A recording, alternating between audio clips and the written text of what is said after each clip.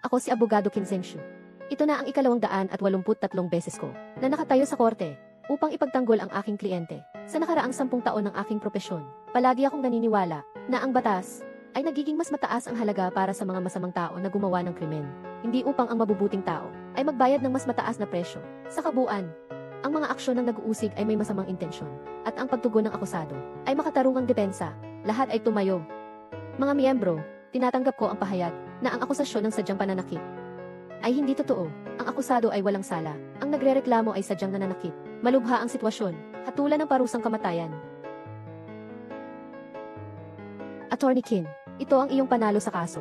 283 kaso. Simula nang nagsimula ka, kahit anong kaso, napapalayas mo ang kliyente ng buo, at pinaparusahan mo ang kabilang panig ng mabigat. Sinasabi nilang ikaw ang hari sa larangan ng batas. Ano po ang inyong opinyon tungkol dito? Labanan ang lahat para sa kapakanan ng kliyente. Ito ang aking tungkulin bilang abogado. Abogadong Kim, may tanong pa ako. Abogadong Kim, tungkol sa kliyente ng kaso natin ngayon, mukhang hindi siya mabuting tao, at may mga negatibong balita pa siya. May mga kaso na siya. Bakit mo pa siya tinutulungan na ipagtanggol? Yai-Fei, yung sinasabi mong mabuti at masama, iyan ay batay lamang sa iyong sariling paghatol. Sa korte, mahalaga ang tamang proseso. Dapat nakabatay sa ebidensya at batas. At bilang mga abogado, isa sa aming mga tungkulin ay protektahan ang interes ng kliyente. Ngunit, kung tanging ebidensya lang ang pag-usapan, hindi alintana ang kabutihan o kasamaan. Sino ang maghuhukay sa likod ng katotohanan? Maraming kaso, alam ng taga-usig, na may sala ang kabilang panig. Ngunit dahil sa kakulangan ng ebidensya, nagwakas ito ng mabilis. Bilang mga abogado, hindi ba't ang ating layunin ay makipaglaban para sa katarungan? Ipagtanggol ang katarungan ay may kapalit. Ngunit, minsan, ang katarungan at konsensya ay kailangang makamit sa ibang paraan. Tama. Ano ang susunod na plano natin? May isa pang pagtatagpo kay Ginoong Duan Hairo. Naghahanap siya sa iyo ng maraming beses dati. Pero, ang pinakamayaman sa Longsheng, si Duan Hairo. Ikaw na maliit na kuneho. Ikaw talaga, palagi mong pinapasama ang loob ko. Kung hindi ko sana ilalabas ang Dragon and Phoenix Jade ng pamilya natin. Naghahanap ka ng ibang tao para linisin ang gulo mo. Tay, masyado namang mabigat ang kamay mo. Lahat ito dahil sa nagdemanda. Hindi niya alam ang kanyang ginagawa. Ayaw niya akong patawarin. Matigas ka pa rin sa iyong paninindigan. Bakit hindi ka pa umalis? Ngayon, sisirain mo ang araw ko. Pagkikita ni Kim Zhengshu, maghihintay kang maghugas ng maayos. Maghihintay kang makulong. Hindi. Sige na. Nasa probation ka pa ngayon. Bago ang korte mamaya, magstay ka lang sa bahay ng tapat. Walang pinapayagang umalis. Naiintindihan ko. Narinig mo ba?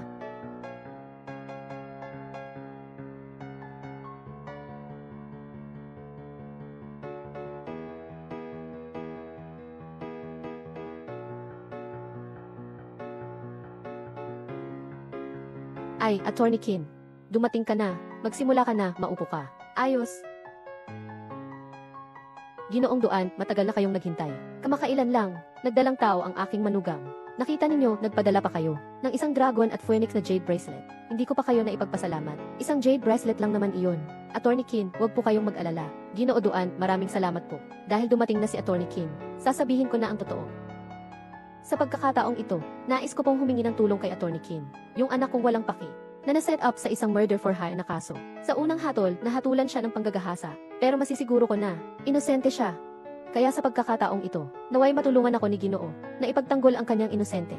Basta mapanalunan natin ang kaso, maari kitang gantihan. 10 milyong bayad sa abogado. Dahil nagsalita na si Eduan, hindi ko na maaring tanggihan. Sige, kukunin ko ang kasong ito. Ayos. Kailan ang pagdinig? Ngayon, 2:00 ng hapon. Agad akong magpapadala ng tao. Ipadala ko sa iyo lahat ng impormasyon. May 1 oras pa. CJ, umalis na muna ako para maghanda. Sige, ay naku. Maraming salamat, Abogado Kim. Kayo po, ingat. CJ.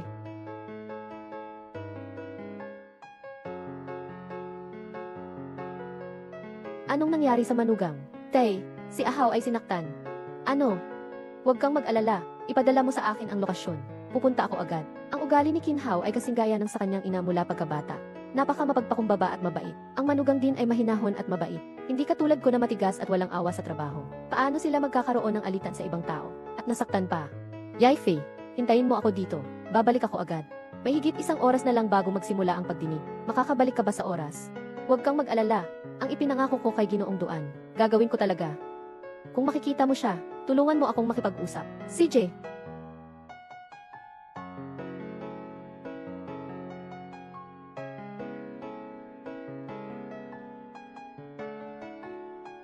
Hoy, Azhao, nakausap ko na. Si Qin Zhengshu. Pumayag na siya na maging abogado mo. Nasa piyansa ka pa ngayon. Huwag na huwag. Ano bang pinasok mo? Kailangan na nating humarap sa korte mamaya. Totoo ba ang sinasabi mo, Dad? Talagang nakuha mo si Qin Zhengshu. Ibig sabihin, hindi na ako makukulong. Huwag kang mag-alala, basta't kumilos si Achoy. Qin, huwag kang mag-alala, walang kaso na hindi niya kayang manalo. Ngunit, si Qin Zhengshu ay may matigas at malupit na ugali. Kapag nakita mo siya, huwag kang magsalita ng walang kapararakan. Huwag mo siyang saktan. Kung hindi, huwag mong sabihin ikaw iyon. Kahit ako, kailangan kong magdusa ng kaunti. Naiintindihan ko na. Hindi ko nasasabihin. Duan Xiao, talagang nakakuha ng tulong ang tatay mo. Si Qin Zhengshu ay bumalik na. Tama iyon. Si Qin Zhengshu ay ang pinuno ng batas. Siya pa nga ang hahawak niyan. Hindi lang ako makukulong. Maaari ko pang areklamo yung putang ina na yun. Ipapasok siya sa kulungan. Di katakataka na si Duan Xiao. Nakakaakit ng ganitong tao para tumulong sa iyong depensa. Pero yung babae rin naman ay mahalaga sa kanya na makita ka. Ito ay kanyang karangalan. Kung magpapaarte siya, ayos lang. Ngunit pagkatapos ay inakusahan ka ng panggagahasa. Talagang walang hiya siya. Ikaw, bata. Uy, Duan Xiao. Huwag na tayong makipag-usap sa mga hindi magandang bagay. Uminom ka ng marami mamaya. Nandyan na ang hotpot restaurant. Tara na, kain tayo. Ahaw, salamat sa pagdala sa akin para kumain ng hotpot. At sa pagbibigay sa akin ng ganitong magandang pulseras. Mahirap din ang pagbubuntis mo, di ba? Ang hirap naman ito. Hindi ka man lang makakain ng kahit anong gusto mong kainin. Ang sakit naman ito, tungkol dito sa bracelet na ito. Dapat mong pasalamatan si tatay natin. Noong nakaraan, tumawag siya sa akin para sabihin kong dalhin ito sa'yo. Si Xiao Hao, narito ang isang dragon at phoenix na jade bracelet. Ibigay mo ito kay Xiao King.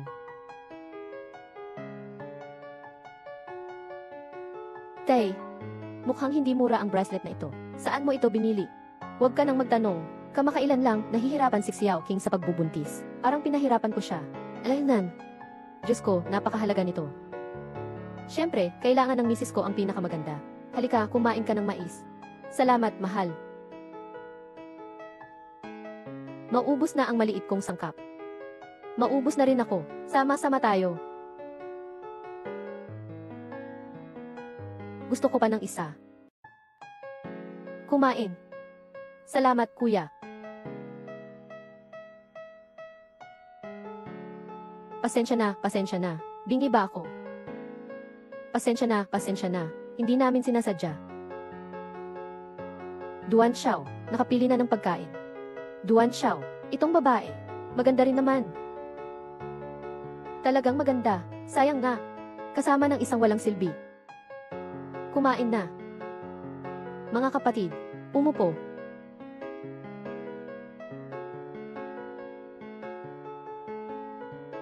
Kain.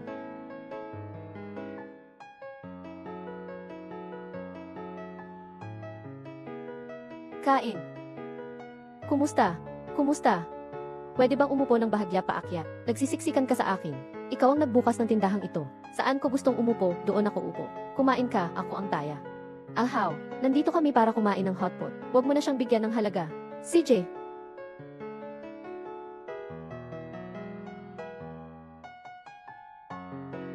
Pagod na.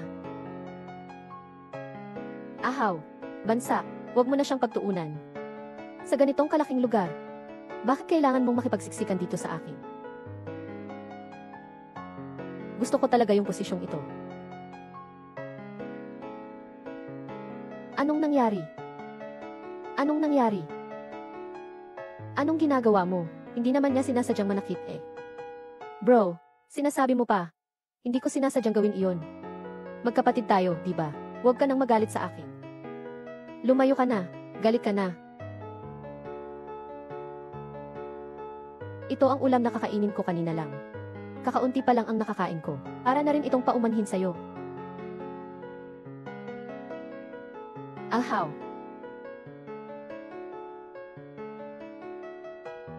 Ano ba talaga ang gusto mong gawin? Nandito ako para humingi ng tawad. Bakit? Sa tingin mo ba kulang ang bigat ng paghingi ng tawad? Ginoo, ngayon ay espesyal na panahon. Inutusan ng ama, huwag tayong magdulot ng gulo. Bakit ka matatakot? Ako ang nakakita na kulang siya ng berde sa ulo. Bigyan natin siya ng kulay.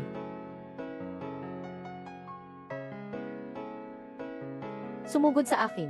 Pigilin mo siya. Gawin mo siya. Anong ginagawa mo? Huwag siyang galawin. Pakawalan mo ako. Ang kapal ng mukha nitong tao. Nanghihiya sa gitna ng araw. Mahal, mag-usap tayo ng maayos. Lahat tayo ay nagkukwentuhan. Huwag kayong manlaban. Anong pakialam mo? Umalis ka dyan. Talagang hindi mo alam ang iyong kalagayan. Alam mo ba kung sino ito? Si Duan Chengshao, si Duan Xiao. Siya ang pinakamayaman sa Longsheng. Anak siya ni Duan Hairong. Nagmamalasakit ka sa kanya. Mukhang sawa ka na sa buhay mo. Anong nangyari sa anak ng mayaman? Basta na lang ng aapi ng tao. Paano mo naman masasabing, basta na lang ng aapi? Tulad mo na hindi alam ang sariling katayuan. Hindi mo alam kung gaano kakabigat. Kailangan talagang turuan ng leksyon. Bakit? Ayaw mo, ha? Ayaw. Tama na. May ganyan bang mangbuli? Bitawan mo ako. Nakalimutan kita. Ihampas mo. Huwag siyang hawakan. Huwag siyang hawakan. Buntis siya. Pasensya na, pasensya na. Nagkamali ako. Buntis siya. Ngayon lang siya nagsorry. Huli na. Nahuli na. Lalabanan kita. Kahit magbayad pa ng 10 milyon na kabayaran, hindi pa rin tatanggapin ang nagrereklamo na bawiin ang kaso. Kung simpleng panloloko lang ito, dapat ang layunin ay pera. Ngunit ang nagrereklamo ay gusto lang maparusahan si Duan Chengshao. Boss, itong aming kliyente. Maaaring hindi siya walang sala. Ang batas ay iginagalang ang katotohanan. Pero una sa lahat, mahalaga ang ebidensya. Lahat ay nakasalalay sa dokumentong hawak mo. Pero hindi ko rin kailanman hahayaan na ang patas na hustisya ng batas ay mapaglaruan ng pera. CJ, pero itong tinatawag na si Duan Chengshao na kliyente, talagang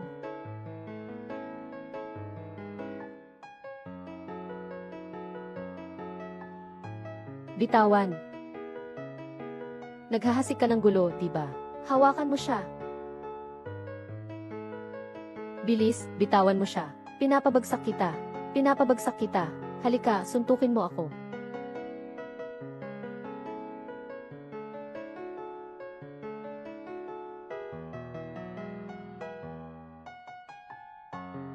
Tatay, si Ahao, sinaktan ng tao.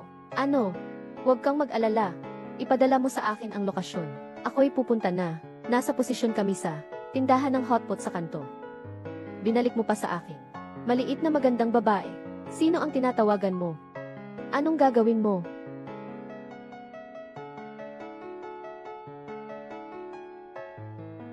Anong gagawin mo? Ang bango. Marami na akong nilandiang babae, pero hindi pa ako nakalandi ng buntis. Bitawan mo ako. Hayop, bitawan mo siya.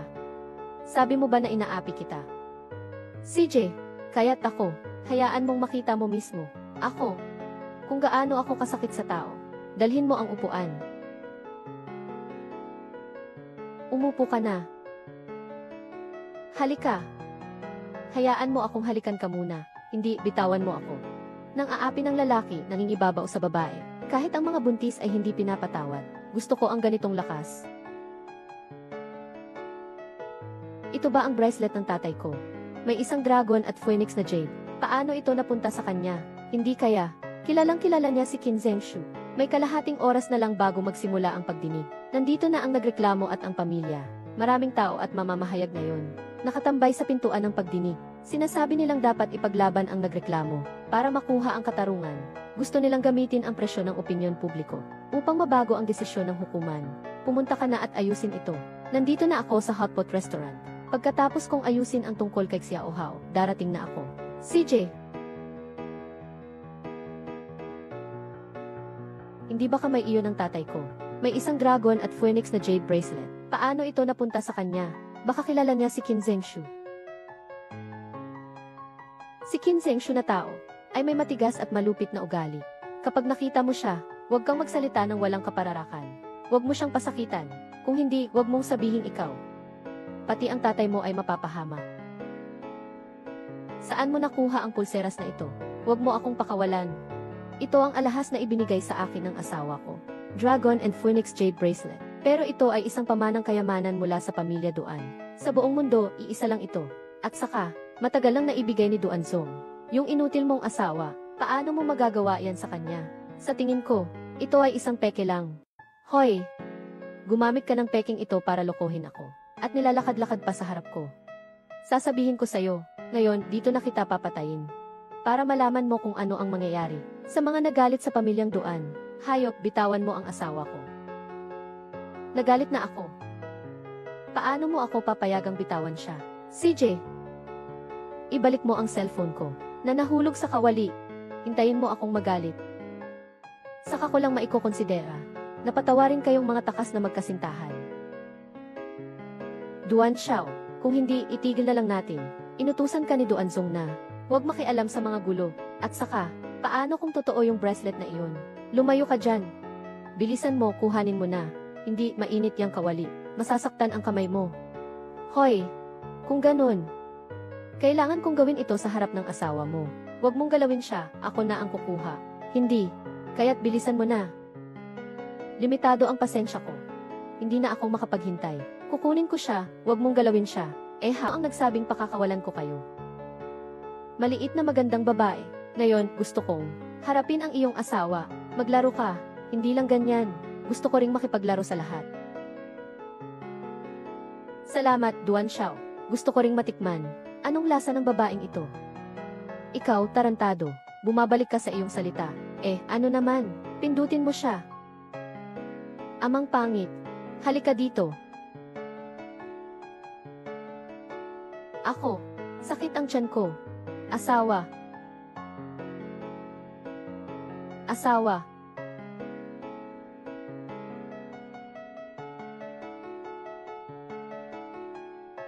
Sobrang sakit ng tiyan ko.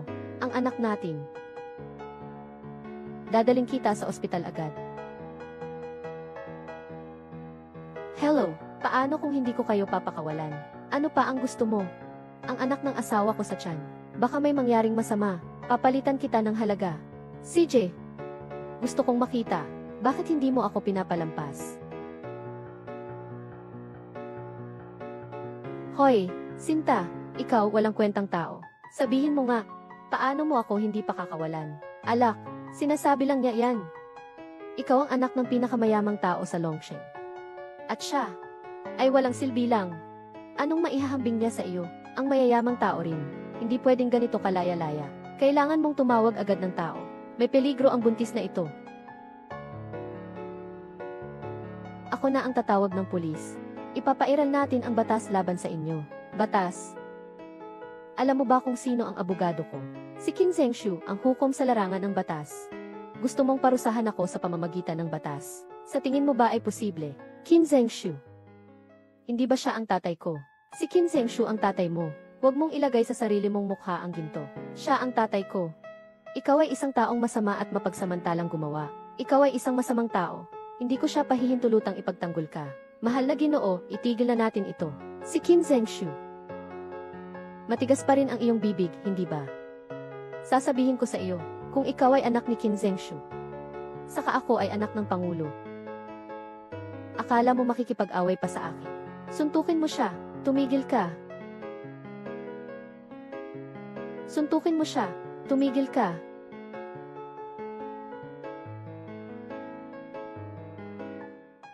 Lumayo ka.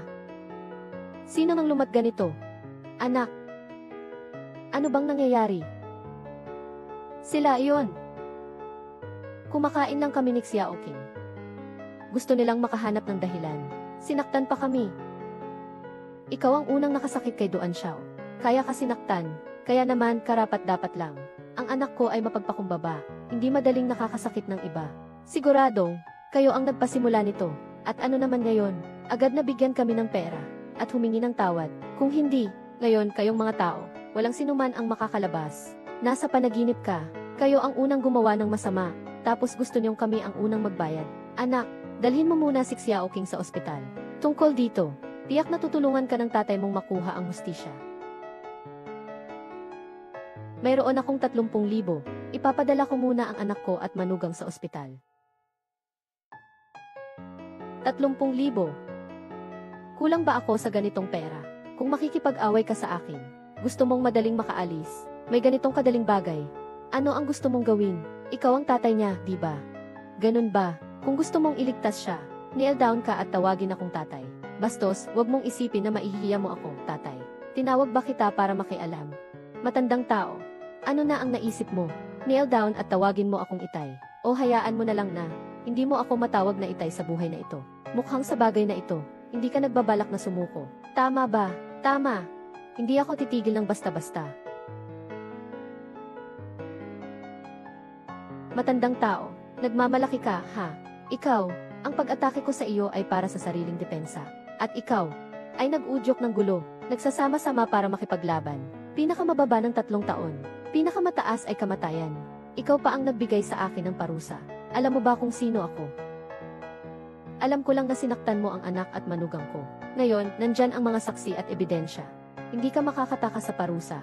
Buwisit na matandang walang alam. Alam mo ba kung sino siya? Siya ang pinakamayaman sa Longsheng.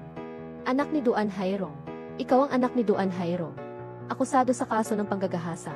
Akala ko pa naman tutulungan ko siyang ipagtanggol. Ganito ang tao. Paano siya magiging inosente at walang kasalanan? Tama. Ang pinakamayamang tao sa Longsheng ay tatay ko. Tinawag na niya ako. Si Wang Qinsing mula sa mundo ng batas. Bilang aking abogado. Ikaw, maghintay ka na lang at kasuhan ako. Yung babaeng nag-akusa ng panggagahasa. Sama-sama tayong mamatay. Talaga ba? Umaasa ka sa iyong kayamanan at kapangyarihan. Tinatapakan ang batas. Akala mo ba na dahil sa ilang salaping walang halaga, maaari mo akong gawing parang unggoy? Kung sasabihin ko, ako si Qin Zhengshu. Kung sasabihin ko, ako si Qin Zhengshu. Qin Zhengshu. Siya. Talagang si Qin Zhengshu siya. Sinasabi ng lahat na si Qin Zhengshu ang hari ng mundo ng batas. Kapag umatake, parusang kamatayan na. Kaka-offend lang natin sa kanya. Wala na tayong pag-asa, di ba? Ahaw. Sobrang sakit ng tiyan ko. Asawa. Dadaling kita sa ospital. Duan Xiao. Ilabas na sila agad. Kung hindi, si Qin Zhengshu, hindi magpapakawala sa atin. Qin Zhengshu, tama ba? Qin Zhengshu. Ito. Gumagamit ng peking dokumento para lokohin ako. Sa tingin ko, sobra na ang pagtitiis mo. Duan Xiao. Sinasabi mo bang ito ay peking na dokumento? Tama. Itong walang silbi, katatapos lang niyang sabihin na siya ay anak ni Qin Zhengshu. At ngayon ay nandito na ang matandang ito. Sa mundo, meron bang ganitong pagkakataon? Ang swerte naman yan. At saka, malapit na ang paglilitis. Siguradong si Qin Zhengshu ay nasa korte, naghahanda. Para sa kaso ko, hindi pwedeng-pwede siyang nandito. Ayos na. Kayo dalawa, nagmamalaki kayong magpanggap at lokohin kami. Sarili ninyong kapahamakan, binalaan kita, pakawalan mo na ang anak at manugang ko. Mukhang sawa ka na sa buhay. Saktan mo sila. Talagang labis na nakakapang-init ng ulo ang mga taong ito. Bakit kahit sino ay sinasaktan? Huwag niyo akong saktan, tatay ko yan. Siya talaga si Qin Zhengshu. Sige na. Matandang tao. Ngayon alam mo na ang pagkakamali mo, di ba? Ikaw, walang kwentang tao. Naglalakas loob ka pang magpanggap na hari ng batas. Qin Zhengshu. Xiao King. Ibigay mo sa akin ang iyong pulseras. Tatay, ibibigay ko na sa iyo ngayon.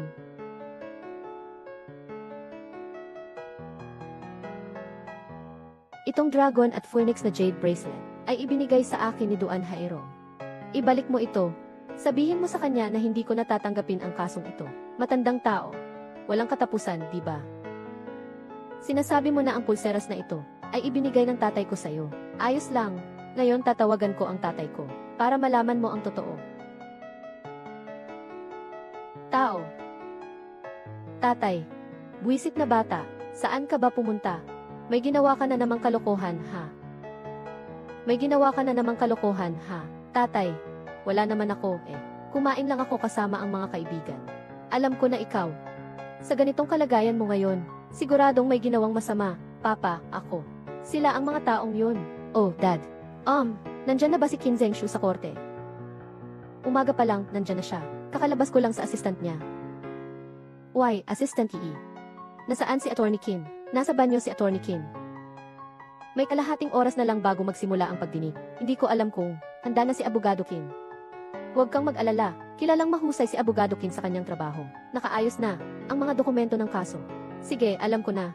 Sige na. Malapit na talagang magsimula ang paglilitis. Mabilis, dumaan ka na rito. Pero tandaan mo, huwag mong saktan si Qin Zhengshu. CJ. Qin Zhengshu. Hawakan mo siya. Magaling ang pag-arte mo. Pinayagan kitang umarte. Huwag niyong saktan ang tatay ko. Talagang si Qin Zhengshu iyon. Hey, Duan Xiao. Tumigil na kayo sa pananakit. Baka siya talaga, ang hari ng hukuman, Qin Zhengshu. Umuwi ka na. Mag-arte pa, mag-arte pa. Sasabihin ko sa'yo, sabi na ng tatay ko, nandito sina Qin Zhengshu at ang assistant niya, sa korte ngayon. Hindi ko kayo sinasabi, bago kayo mag-arte, bakit hindi ka man lang nagtanong? Tulong sa walang silbi, kaya mo bang makipaglaban sa akin? Ayos na. Wala akong oras para makipaglaro sa inyo dito. Kailangan kong pumunta sa korte. Hintayin niyo akong matapos. Babalik ako para turuan kayo ng leksyon. Tara. Anong tinitingnan mo? Tatay.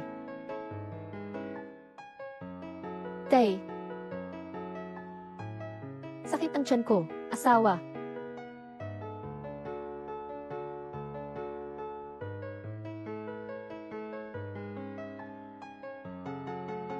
Doktor, kamusta ang asawa ko? Siguradong hindi na maliligtas ang bata. Ang mga matatanda ay patuloy na nagliligtas. Mas mabuti na maghanda kayo sa isip. Hindi. Doktor, iligtas niyo ang asawa ko. Gagawin namin ang lahat para iligtas siya.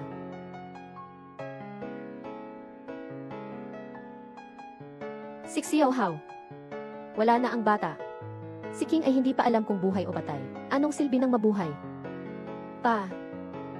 Hindi ka ba isang malaking abogado? Gusto kong maghabla sa kanila. Gusto kong sila ay magbayad ng halaga. CJ, kahit na ang katarungan ay matagal dumating, ngunit hindi kailanman mawawala. Nagtiis, yumuko, lahat ay magpapalakas lamang ng kanilang kayabangan. Maari bang itanong, kayo ba ay mga kamag-anak ni Iangi, Sukyu? Maaari mo bang ulitin mo ng buo sa amin? Hindi.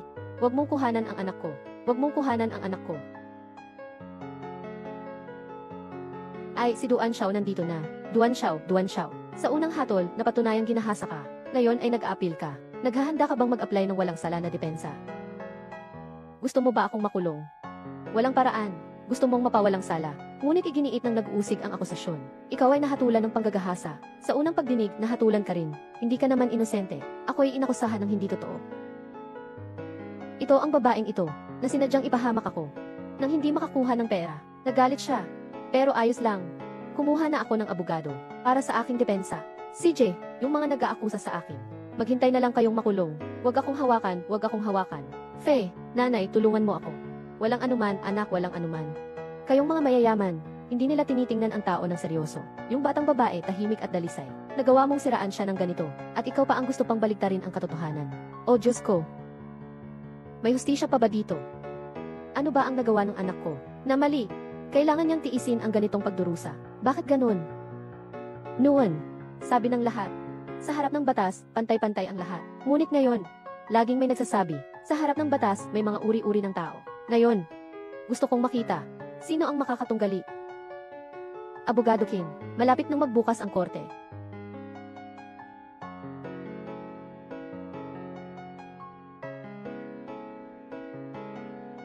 Ikaw na demonyo. Huwag mong asahang makakalusot.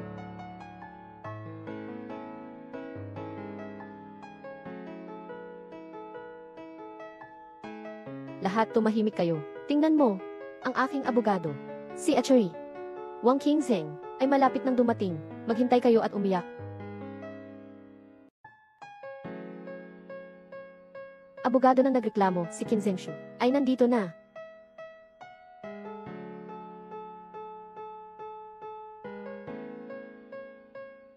Abogado ng nagreklamo na si Qin Zhengshu, ay narito na. Abogadong Qin. Ano nang nangyari sa iyo? Sino ang walang mata, na naglakas loob na saktan ka? Sino ang nasaktan ako? Hindi ba alam ni Ginoong Duan? Ito. Walang anuman, basta't manalo tayo sa kasong ito ngayon. Agad kong hahanapin ito, na walang isip, para sa iyo. Sino mang manghihimasok sa iyo, ay makakalaban ako, si Duan Hairong. Sa hinaharap, hindi na siya makakabalik sa Longchen. Itong si Duan, talagang tinawag ang hari ng batas na si Qin Zhengshu. Walang talo ang mga tauhan ni Qin Zhengshu. Mukhang talagang maaalis sa kaso si Duan Chengzhao. Talagang maaalis na siya sa kaso. Itong hayop na ito, pinabayaan niya ang anak kong babae na ganito. Paano niya mapapalagpas ng walang parusa? Kayo ba'y hindi nakakakilala kay Qin Zhengshu? Siya ay espesyal na tagapagtanggol ng mayayaman.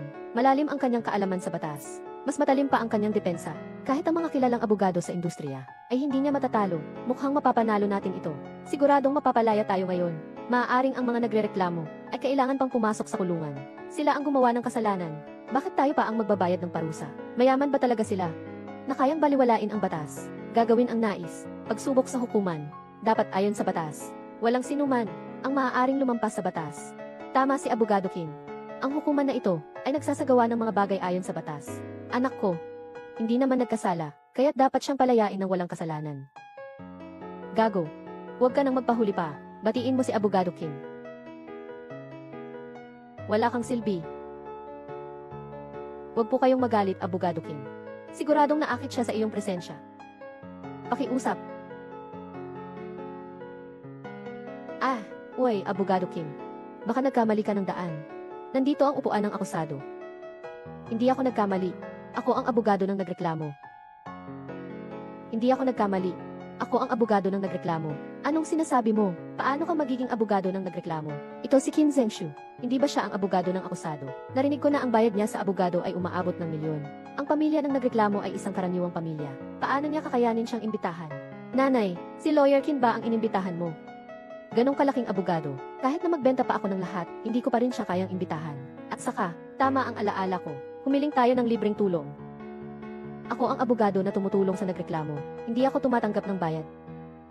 Huwag mong kalimutan, kinuha mo ang aking minanang dragon at phoenix jade at 10 milyong bayad sa abogado. Ngayon sinasabi mong ayaw mo ng bayad at gusto mo pang tulungan ang kawawang ito ng libre. Sa harap ng batas, walang pagkakaiba sa yaman o katayuan. Maganda ang sinasabi. Gusto mo lang ng dagdag na pera, di ba? Bago si Achoy. Qin, kahit na hindi ko alam ang mga bagay-bagay, basta tulungan mo akong manalo sa kasong ito. Maaari kitang bigyan ng 3 milyong dolyar na bayad sa abogado. May halaga ang bayad sa abogado, ngunit ang katarungan ay walang presyo. Mula ngayon, ako ay magtatanggol lamang para sa katotohanan at katarungan. Abogado Qin, walang saysay ang sinasabi mo. Sino ba sa industriya ang hindi nakakalam sa iyo? Palagi kang tapat sa iyong mga pangako. Ikaw ay nagbago. Nandito ka na, nagbago ka ng isip. Ako ba ang naka-offend sa iyo? Sino ang nasaktan ako? Hindi ba alam ni Ginoong Duan? Bastos na bata, anong ginawa mo? Bastos na bata, anong ginawa mo? Ako. Wala naman akong ginawa, ako lang. Ikaw. Bobo ka. Wala akong kinagalit o kinainisan ni Qin Zhengshu. Ngayon, isang posibilidad lang ang meron. Yung maliit mong gago, anong ginawa mong nakasakit sa kanya? Sabihin mo, ano ba talaga ang ginawa mo? 2, tatay, ako. Sinaktan ko ang buong pamilya nila. Anong sinabi mo? Alam mo ba, gumastos ako para makuha siya. Gaano kalaki ang pinagdaraanan na nagawa mo? Gusto mo bang mamatay ng mas mabilis? Tatay, akala ko noon siya ay isang manloloko. Sino nang mag-aakalang siya talaga si Qin Zhengshu? Kung alam ko lang sana ito noon. Paano ko naman maglakas loob na kumilos? Talagang pinagsisisihan ko na, dapat hindi ko sana. Abogado Qin, hindi pa marunong ang anak ko. Napakabata pa niya, maging mahinahon ka sana. Tulungan mo lang akong manalo sa kasong ito. Ano mang kondisyon ang gusto mo, kaya kong ipangako sa'yo. Kasama na itong maliit na salot, ano man ang gusto mong gawin sa kanya, ayos lang. Ako ang abogado ng nagreklamo, at ikaw ang kamag-anak ng akusado. Hindi kami dapat makipag-usap ng labis. Malapit na ang paglilitis. Sinasabi ko sa'yo, mas mabuti pang bumalik ka sa, manatili ka sa iyong lugar. Ikaw. Upang mapanatili ang kaayusan ng hukuman, panatilihin ang seryosong tono sa hukuman. Ngayon, ipapahayag ang mga alituntunin ng hukuman. Mangyaring umupo ng maayos ang mga kaugnay na tao. Huwag maglakad-lakad ng walang dahilan.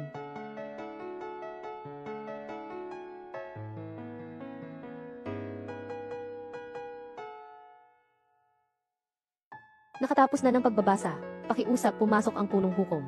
Lahat tumayo.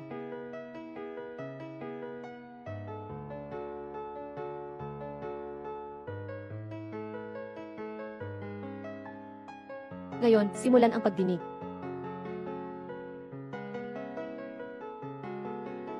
Hindi ba ikaw ang abogado nila? Talaga bang tutulungan mo ako? Ang batas ay para sa mabubuti, sandata para ipagtanggol ang katarungan. Dapat para sa katarungan at kabutihan. Magpakatatag, at hindi dapat maging masama, na nakataka sa kasalanan. na nagpapalakas ng kasamaan at kawalang katarungan. Huwag kang mag-alala, hanggang nandito ako, tiyak na gagawin ko, magsasagawa ng mga legal na parusa sa kanila. Basta't nandito ako, tiyak na, magsasagawa ako ng mga legal na parusa. Ngayon ay opisyal na nagsisimula ang paglilitis. Nandito na ba ang mga abogado ng magkabilang panig? Narito na ang abogado ng nagreklamo. Tatay, wala pa akong abogado ng depensa. Paano akong makakapag-usap, tatay? Walang abogado ang akusado. May natitirang 5 minuto. Abogado ng akusado. Kung wala siya, ay itinuturing na pagsuko sa apela na panatili ng ikalawang pagsusuri. Ang hatol ng unang pagsusuri. Kung hindi may babago ng ikalawang pagsusuri, si Duan Chengzhao ay maglilipas ng buhay sa kulungan na pinahihirapan ang dalaga ng ganito. Gusto mo pang magdepensa ng walang lisensya? Eto, si Qin Zhengshu ay talagang hari ng batas. Hindi pa nagsisimula, pero panalo na. Tatay, ako, ayaw kong makulong. Tulungan niyo ako. Abogado Qin, yung anak ko ay nagkamali lang sa isang sandali. Huwag kang masyadong mainis. Basta matulungan mo akong manalo. Sa kasong ito, yung batang ito, gusto mong anong gawin sa kanya, lahat ay maari. Ito ay isang hukuman, hindi ka pwedeng magkalat dito. Talaga bang gusto mo na maging kaaway ko, ang pamilya Duan? Bilang isang abogado, dapat kang lumaban para sa batas at katarungan. Sino man ang nakikisama sa kasamaan, ay kalaban ko. Ikaw. Natapos na ang 5 minutong countdown. Natapos na ang countdown. Ang hukuman ay magbibigay ng hatol. Ang akusadong si Duan Chengzhao ay pinanatili ang hatol ng unang antas. Dumating ang abogado ng akusado, si Lila Ren. Abogado ng akusado, nandito si Lila Ren.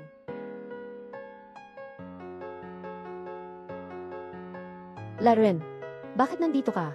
Si Abogado Li ang inutusan ko. Bago siya mag-hearing, sinabi niya sa akin na magtataksil ka.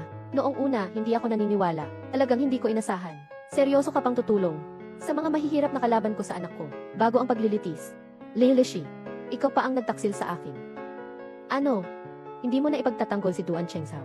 CJ, ngayon ay pupunta na ako upang mangalap ng impormasyon ng nagreklamo. Aking wawasakin lahat ng mga materyales sa depensa na inihanda para kay Duan Chengzhao. Huwag kayong mag-alala. 8 Life, malapit nang magbukas ang korte. Anong ginagawa mo dito? Saktong-sakto, may mahalaga akong kailangang gawin. Ngayon, itago mo itong dokumento. Ngayon, tandaan mo, dapat itong tuluyang wasakin. Oh, CJ. Duan pamilya, ngunit sila ang pinakamayaman sa Longsheng. Kung matutulungan ko silang manalo sa kasong ito, syempre, sa Longsheng, hindi ba't ako'y magiging matagumpay? Ang tao ay hindi para sa sarili. Ang langit at lupa ay parurusahan. Ito ay isang buong 10 milyong bayad sa abogado. Hindi kikitain. Huwag kang mag-alala, basta't manalo ka sa kasong ito. Mananalo ka laban kay Qin Zhengshu. Binili kita ng mahal para suportahan. Para maging sayo ang Dragon City, na pinakamalaking law firm. Ang may-ari. Boss Duan, mag-alala ka. Sa kasong ito, siguradong panalo ako. Ang lakas ng loob mo. Si Lila Ren ay isang estudyante ni Qin Zhengshu, ngunit hindi pa siya nakasampa ng kaso. At paano naman makakatalo ang estudyanteng ito sa karanasang guro? Tatay, kahit na hindi ako pabor kay Qin Zhengshu, pero si Lila Ren, ano ba siya? Mananalo kaya siya? Kung dati, baka hindi ako sigurado. Pero ngayon, may Qin Zhengshu na ako para kay Duan Chengzhao. Lahat ng ebidensya at ang kanyang depensa. Ano ang ibig sabihin nito? Gagamitin niya ang mga bagay ni Qin Zhengshu para talunin si Qin Zhengshu bilang abogado ng depensa ng akusado.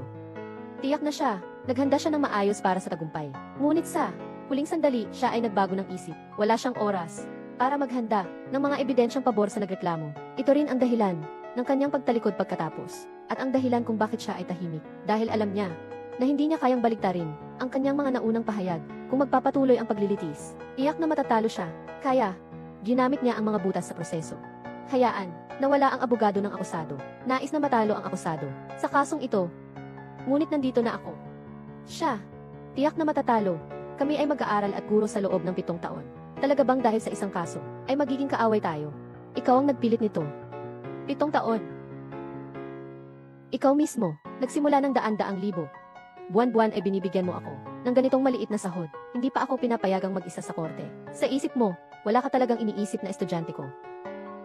Hindi kita pinapayagang pumasok sa korte dahil, sa tingin ko ang iyong kakayahan, ay kailangan pang hasain.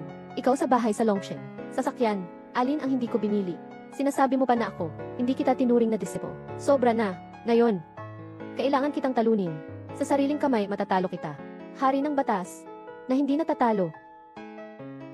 Ngayon, tatalunin kita. Sa aking sariling kamay, ang hindi natatalo ng hari ng batas. CJ. Kung ganon, nagkamali ako sa tao. Nandito na ang mga abogado ng magkabilang panig. Pareho silang narito. Ngayon ay opisyal na simulan ang pagdinig. Abogado ng akusado. Ipinaglalaban mo na walang sala ang akusado. Mayroon bang bagong ebidensya na idinadagdag? Siyempre mayroon. Narito ako. Pero hay pruebas cuidadosamente preparadas por mi maestro. Que muestran la verdad. Honorable Presidente del Tribunal, este video en esa memoria vidspe, fue grabado por un turista, cuando visitaba el club nocturno.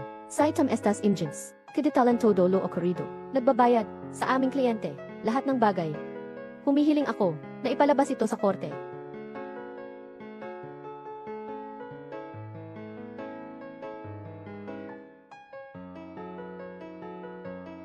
Walang problema sa video. Totoo ang video. Pinapayagan na ipalabas ito sa korte. Bundok.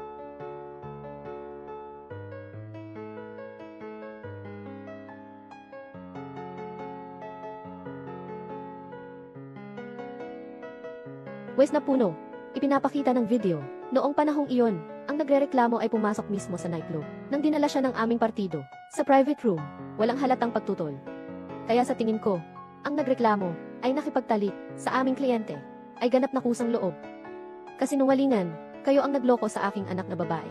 Ang nagreklamo, isang adultong may sariling kakayahan sa pag-iisip, individual. Dapat bang pumasok sa pribadong lugar? Sa tingin ko, may sariling kakayahan siyang magpasya. Ano sa palagay mo, abogado ng nagrereklamo? Ang kasalukuyang video ay nagpapakita na ang aming kliyente ay talagang voluntaryong pumasok sa pribadong lugar. Ngunit hindi nito maipapakita na ang mga sumunod na aktong sexual ay voluntaryo rin ng aming kliyente. Ito ay talagang mahalaga. Honorable Hukom, ako ay humihiling sa nagrereklamo na muling ilahad ang mga pangyayari noon. Ayaw ko po ng anak ko. Hindi pwede. Hindi kayo pwedeng. Ang anak kong babae ay ganito na ang kalagayan. Rib, hindi niyo na siya pwedeng pilitin pa. Sabihin niyo na isang beses pa, para niyo pang dinuduraan ang sugat niya. Naglalagay kayo ng asin. Testimony ng nagrereklamo. Ngunit ito ay may kinalaman sa kung ang kaso ng panggagahasa ay itinuturing na pangunahing ebidensya. Rig, kung ang nagreklamo ay tumangging magbigay. Mayroon akong makatwirang dahilan upang magduda sa nagreklamo na sadyang umiiwas sa katotohanan. Kung tumanggi ang nag-uusap na ipahayag, kung gayon mayroon akong makatwirang dahilan na pagdudahan ang nag-uusap na sadyang iniiwasan ang katotohanan. Tama, ang babaeng ito ay sadyang nagsisinungaling laban sa akin. Yung sinabi niya dati, lahat yun ay peke. Magpahinga, humihiling ang abogado ng akusado na makatwiran. Pakisuyo ang nagrereklamo, muling ilahad, yung sitwasyon noon. Ayoko. Anak ko, Sukiyu. Kailangan mong maging kalmado, abogado Kin, ayoko nito. Ayokong tingnan nila ako ng ganito. Ikaw ang biktima. Hindi ka nararapat na pagtawanan ng masama. Ngunit kung palagi kang umatras, mas lalo lang lalala ang kasamaan. At magiging mas malala. Sabihin mo na. Kapag sinabi mo lang, sisiguraduhin kong sila ay mapaparusahan. Ayon sa batas, hindi ko sila bibigyan ng pagkakataon muli. Saktan ka. Sukiyu. Kailangan mong maging matatag. Ipahayag ang iyong sarili. Para sa mga taong katulad mo, na nakakaranas ng hindi makatarungan. CJ. Sinasabi ko,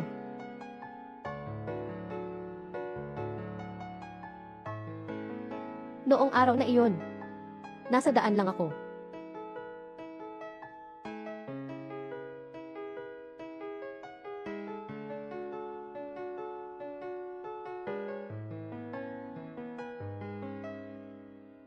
Ganito ang nangyari. Natapos na ang pahayag ng nagreklamo, abogado ng nasasakdal. Maaari kang magpatuloy. Ang sinabi ng nagreklamo kanina ay, pagpasok ng nagreklamo sa kwarto. Pinilit ng aming kliyente na makipagtalik sa iyo, na naganap. Ayon sa mga impormasyon na ibinigay ng nightclub, noong panahong iyon ay kasagsagan ng tao. Sa pintuan ng kwarto, may mga waiter na naroroon. Kung ang nagrereklamo ay napilitan, bakit hindi agad nagsumamo ng tulong? Ako, mahal, hindi ko alam. CJ, kahit hindi mo alam, pero bakit pagkatapos ng insidente, hindi ka agad nagpasya na tumawag ng pulis? Sa halip kinabukasan, ako ang aming panig, matapos kang padalhan ng pera. Saka ka lang tumawag ng pulis, mayroon ba akong makatarungang dahilan? Pagdududa, ay ikaw. Laban sa aking kliyente, na nagbanta ng pananakot. Dahil sa hindi pagkakaayon sa halaga ng transfer. Kaya, may galit sa puso. Sadyang, gantihan mo siya. Ako, ayon sa video kanina. Ang suot mo, ay napakaikli at hindi ka aya-aya. Nakasuot ka ng ganyan, pumasok sa nightclub, hindi ba't para sa, nang aakit ng lalaki ba? Abogado ng akusado, mangyaring bigyang pansin ang iyong mga salita, malaya sa pananamit, iyan ay karapatan ng aming kliyente. Hindi ito isang masamang pagsalakay mo. Dahilan, mali, hindi ako ganun manamit. Hindi ako yan. Ikaw yan. Ineng, gumagawa ka ng paraan para makatagpo ng kaakit-akit, ng aakit ng lalaki. Sadyang, nakaiskandalo at hindi ka aya-aya. At ang aking kliyente, hindi sinasadyang napasok sa iyong bitag. Kaya ka naningil at nanloko sa kanya. Hindi ako yun. Abogado ng akusado, ang iyong palagay ay walang batayan sa batas. Ganap na walang katotohanan sa aming panig. Pagsisinungaling. Kung patuloy kang manghimasok, ako ay maghahanap ng legal na pananagutan. CJ, sa anumang paraan tapos na ako. Mahal na hukom, maaaring patunayan ng video na ang nagrereklamo ay kusang pumasok sa pribadong lugar na iyon at saka ang kanyang salaysay ay hindi magkatugma-tugma. Kaya, ang ebidensyang kanyang ibinigay ay hindi pinanindigan. Sa tingin ko, ang nagsasakdal ay kusang loob na nakipagtalik sa aming kliyente. Ang paratang ng panggagahasa ay hindi pinanindigan. Ang nagrereklamo ay kusang loob na nakipag-ugnayan sa aming partido sa isang sexual na gawain. Ang paratang na panggagahasa ay hindi mapapatunayan. Magpahinga, abogado ng akusado, magbibigay ng ebidensya, totoo at epektibo. Kung walang karagdagang ebidensya ang nagreklamo, susunod, aanunsyo ko ang resulta ng paglilitis. Kung ganun, hindi ba't ako ay walang sala? Tama iyon, ayon sa umiiral na ebidensya, talagang maaring baligtarin ang desisyon ng unang hukuman, Qin Zhengshu. Salamat sa iyo, sa ibinigay mong ebidensya. Hindi nagkasala. Hindi. Abogado Qin, hindi ka ba ang hari ng batas, na walang talo? Sabi mo noon, natutulungan mo ang aking anak na babae, na makuha ang katarungan. Abogadong Qin. Qin Zhengshu. Pagtatanggol, dapat talagang may ebidensya. Kahit gaano pa siya kagaling. Kung kulang ang ebidensya, hindi siya mananalo. Tama ka. Talagang dapat, may ebidensya, kaya nais kong tanungin ang akusado. Kinikilala mo ba, na mayroong makabuluhang relasyon, sa aking kliyente? Nagkaroon kami ng relasyon. Pero lahat iyon ay sa kanyang kagustuhan. Hindi ko siya pinilit. Ayos, tanggapin mo na lang. Qin Zhengshu, huwag mo nang ipagpaliban ang oras. Mahal na hukom, humihingi ako na agad na ipahayag ang resulta ng paglilitis. Abogado ng nagsasakdal, mayroon ka bang bagong ebidensya? Karagdagan, kung wala, aking ipapahayag ang resulta ng paglilitis. Siguradong hindi niya maipapakita. Honorable Presiding Judge, may ebidensya akong kailangang idagdag. Ngunit bago yun, nagsumite ako. Palakihin ang video. Larawan ng akusado. Akbukwer. Nasa ganitong oras na. Ano pang silbi ng mga ito? Sa video, spray sa bulsa ng akusado ay ang susi na ebidensya. Sa kasong panggagahasa na ito, ang dokumentong hawak ko ay tungkol sa akusado na ilegal na bumili ng mga ipinagbabawal na gamot, na tala, at ang aming kliyente sa ulat ng reklamo. Sa ulat, tungkol sa aming kliyente, noong panahong iyon ang kanyang estado ng isip ay inilarawan na pangunahing tumutugma sa mga sintomas pagkatapos gumamit ng droga. Ang akusado ay gumamit ng pampatulog. Pinilit ang aming kliyente na makipagtalik sa kanya. Ayon sa batas ng SIA, sa Artikulo 336 na may iba pang paraan ng panggagahasa. Dahil dito, napatunayan ang kaso ng panggagahasa ng akusado at dapat siyang parusahan ng batas. Ang kaso ng panggagahasa laban sa akusado ay napatunayan. Kaya, napatunayang guilty ang akusado sa kaso ng panggagahasa. Dapat siyang pagbayaran ayon sa batas. Abogado ng nagrereklamo, ang ebidensyang ibinigay ay totoo. Abogado ng akusado, mayroon ka bang bagong ebidensya? Lila Ren, sinasabi mo, akusado. Hindi mo ba sinabi, kaya mong talunin si Qin Zhengshu? Sige, sabihin mo, tama nga. Kung batay sa sinabi ni Qin Zhengshu, na ibinigay, na ideya ng depensa, talagang kaya nating manalo sa kasong ito. Pero ngayon, si Lila Ren, tiniyak mo sa akin na walang mangyayari sa anak ko. Hindi rin kita palalagpasin. Tahimik, anumang tagapanood, ay hindi dapat makialam sa kaayusan ng hukuman. Abogado ng akusado, mayroon ka ba ang mga bagong ebidensya? Mahal na hukom, mayroon pa akong ebidensya na idadagdag. Bakit meron ka pa rin? Ito, yung kaso ni Duan Chengsu na inakusahang panggagahasa. Halos na ayos na. Si Qin Zhengshu pa ang kailangang magdala ng bagong ebidensya. Hindi kaya, gusto niyang saktan yung kabilang panig. Hatol ng kamatayan.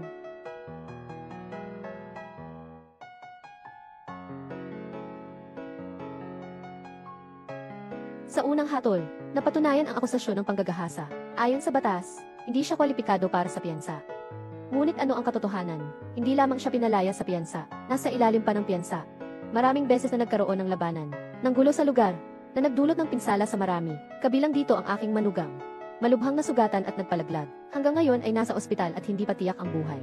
Ang akusado ay hindi iginagalang ang batas. Nagdulot ito ng masamang epekto, ng labis na nasira, ang katarungan at patas na lipunan. Kaya, ako ay naghain ng pinakamahigpit na parusa para sa akusado, upang ipakita ang hustisya ng batas. Ayokong makulong. Lily Ren, ikaw na ang magsalita. Mabilis ka na, tumutol ka na. Hindi na ito tungkol sa pag-upo o hindi sa kulungan. Mali! Kakalahati pa lang ng oras ang lumipas. Paano ka naman nakahanap muli ng napakaraming ebidensya sa pinakamataas na bisa para o kliyente? Recolor provas mais contundentes. Uma habilidade essential de advogado. Advogado duru. Sem novas provas adicionais. Agora, vão anunciar o resultado do julgamento. Todos D.A. Abogado ng nasasakdal. Nabigyan, ayon sa mga kaugnay na probisyon ng batas ng siya. Ang hukuman ay nagpapasya ng ganito. Juan Chengzhao, dahil sa paglabag sa batas ng paghahanap ng gulo, pagpatay sa rape, pag-insulto, sadyang saktan, pinagsamang kaso, hatulan ng kamatayan, pagtanggal ng karapatang pampolitika habang buhay, at parusahan ng pagkumpiska ng lahat ng personal na ari-arian para sa kompensasyon sa biktima. Ang mga sangkot na tao ay ilalabas ng prosekusyon. Legal na pananagutan ang sisihin.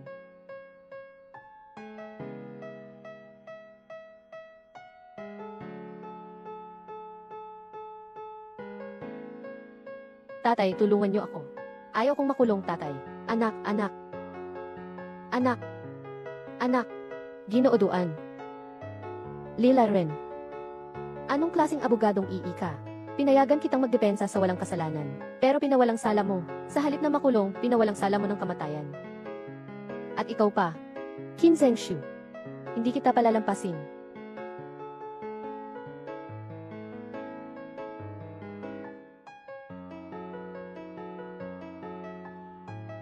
Talagang isang milagro. Nang dumating ang pasyente, napakagrabe ng sitwasyon. Sa operasyon, napakamahina ng mga senyalis ng buhay. Hindi ko inasahan, biglang nagkaroon ng pagbabago. Lahat ng datos ay maayos na. Susunod, magpapagaling lang ng maayos. Sa hinaharap ang panganganak, ay hindi na magiging problema. Salamat, doktor.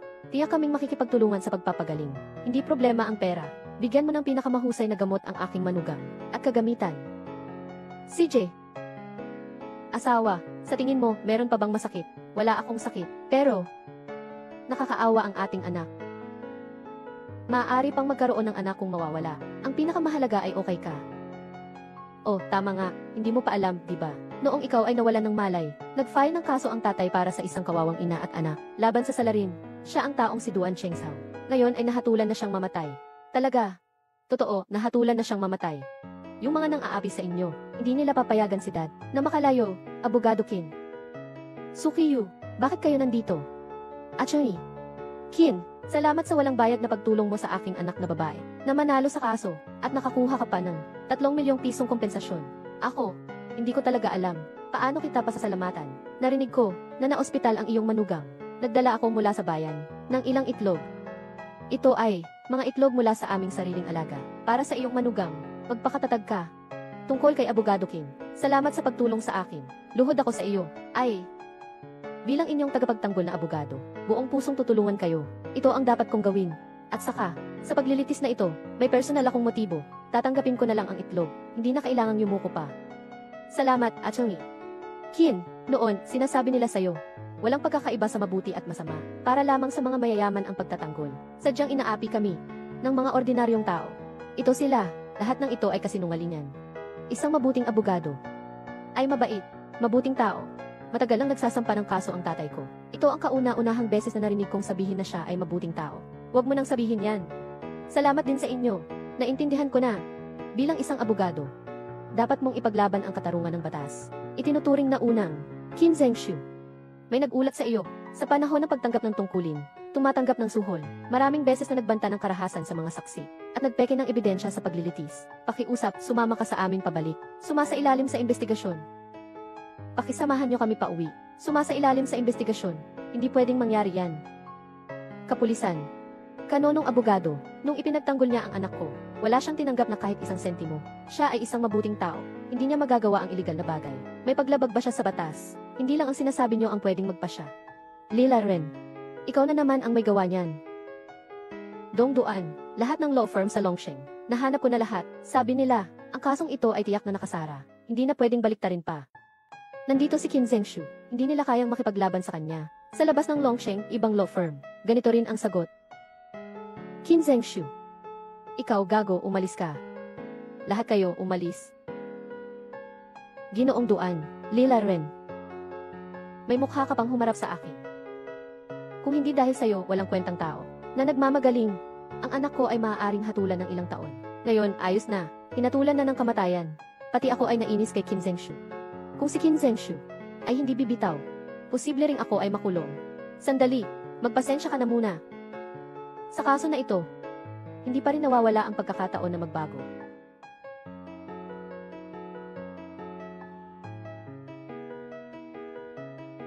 Si Qin Zhengshu, ang dahilan kung bakit siya makapangyarihan, ay dahil sa kanyang posisyon bilang tagapaghukom sa ilalim ng batas. Pero kung hindi na siya isang abogado, Qin Zhengshu, bagamat ikaw ang aking guro, una akong isang abogado. Dahil nilabag mo ang batas, kailangan kong gawin ang tama kahit laban sa iyo. Sa aking maraming taon sa trabaho, lagi akong nagsusunod sa profesional na etika. Hindi ako kailanman gumawa ng labag sa batas. May matibay na ebidensya. Walang silbi ang pag-iwas. Pakisama ninyo ako pabalik para sa investigasyon. Xiao Hao, kontakin si Ifei. Papasok siya para makipagkita sa akin. Ayos.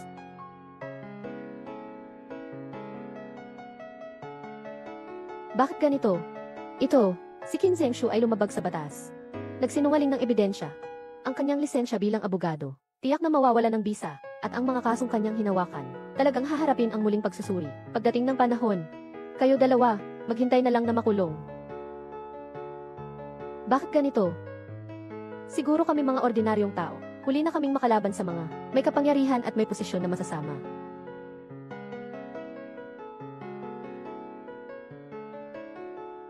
Consultant Qin, na-check ko na ang kanilang mga ebidensya. Walang anumang butas.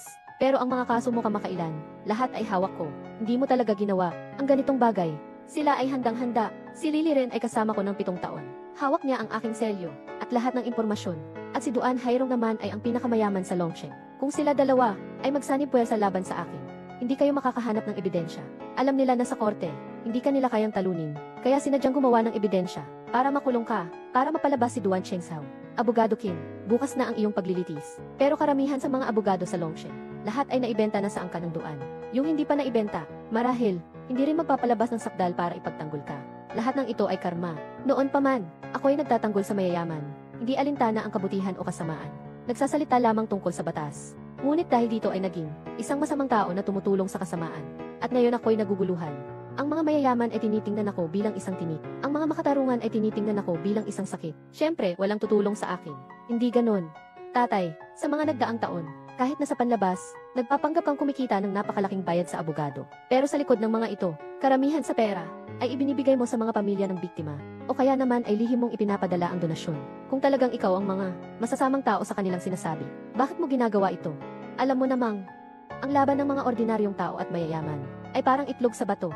Kapag naiinis mo sila, ang mga biktima ay tiyak na hindi makakaligtas. Wala ring magandang kapalaran ang kanilang mga pamilya. Sa panlabas, para ito sa pagprotekta sa interes ng mayayaman. Ngunit ang tunay mong pinangangalagaan ay ang mga pamilya ng mga biktima. Walang silbi. Noon, hindi ako nagsalita para sa katarungan. Ngayon, walang magpapalakpakan para sa akin. Para mag-alsa ng bandila. Abogado Qin, bukas na ang korte. Basta makapasok ako. Sila ay hindi basta-basta. Iiwanan ako. Yifei, matagal na kitang sinusundan. May natira pang pera sa account ko. Sabay kayo ni Xiao Hao. Umalis na sa Longsheng. Huwag na kayong bumalik pa. Ayaw ko, sabi mo. Tunay na abogado, ito ay para ipaglaban ang katotohanan at katarungan. Kung walang magtatanggol sa iyo, hayaan mo akong gawin iyon, kahit hindi ka nila mapagtagumpayan. Alam ko, wala akong mga malalaking abogado, na ganoong kapropesyonal, pero gagawin ko ito para sa iyo. Para sa katarungan, labanan hanggang sa dulo. Ibalik mo ang anak ko, Qin Zhengshu. Noong una, nagbukas ka ng mata sa pera. Gumamit ng mga butas sa batas. Nakatulong ka sa maraming mayayamang makaligtas sa batas. Ngayon, marami kang nasaktan ng mga inosenteng tao. Karma mo na talaga. Siya ang nagpilit na patayin ang anak ko. Ibalik mo ang anak ko.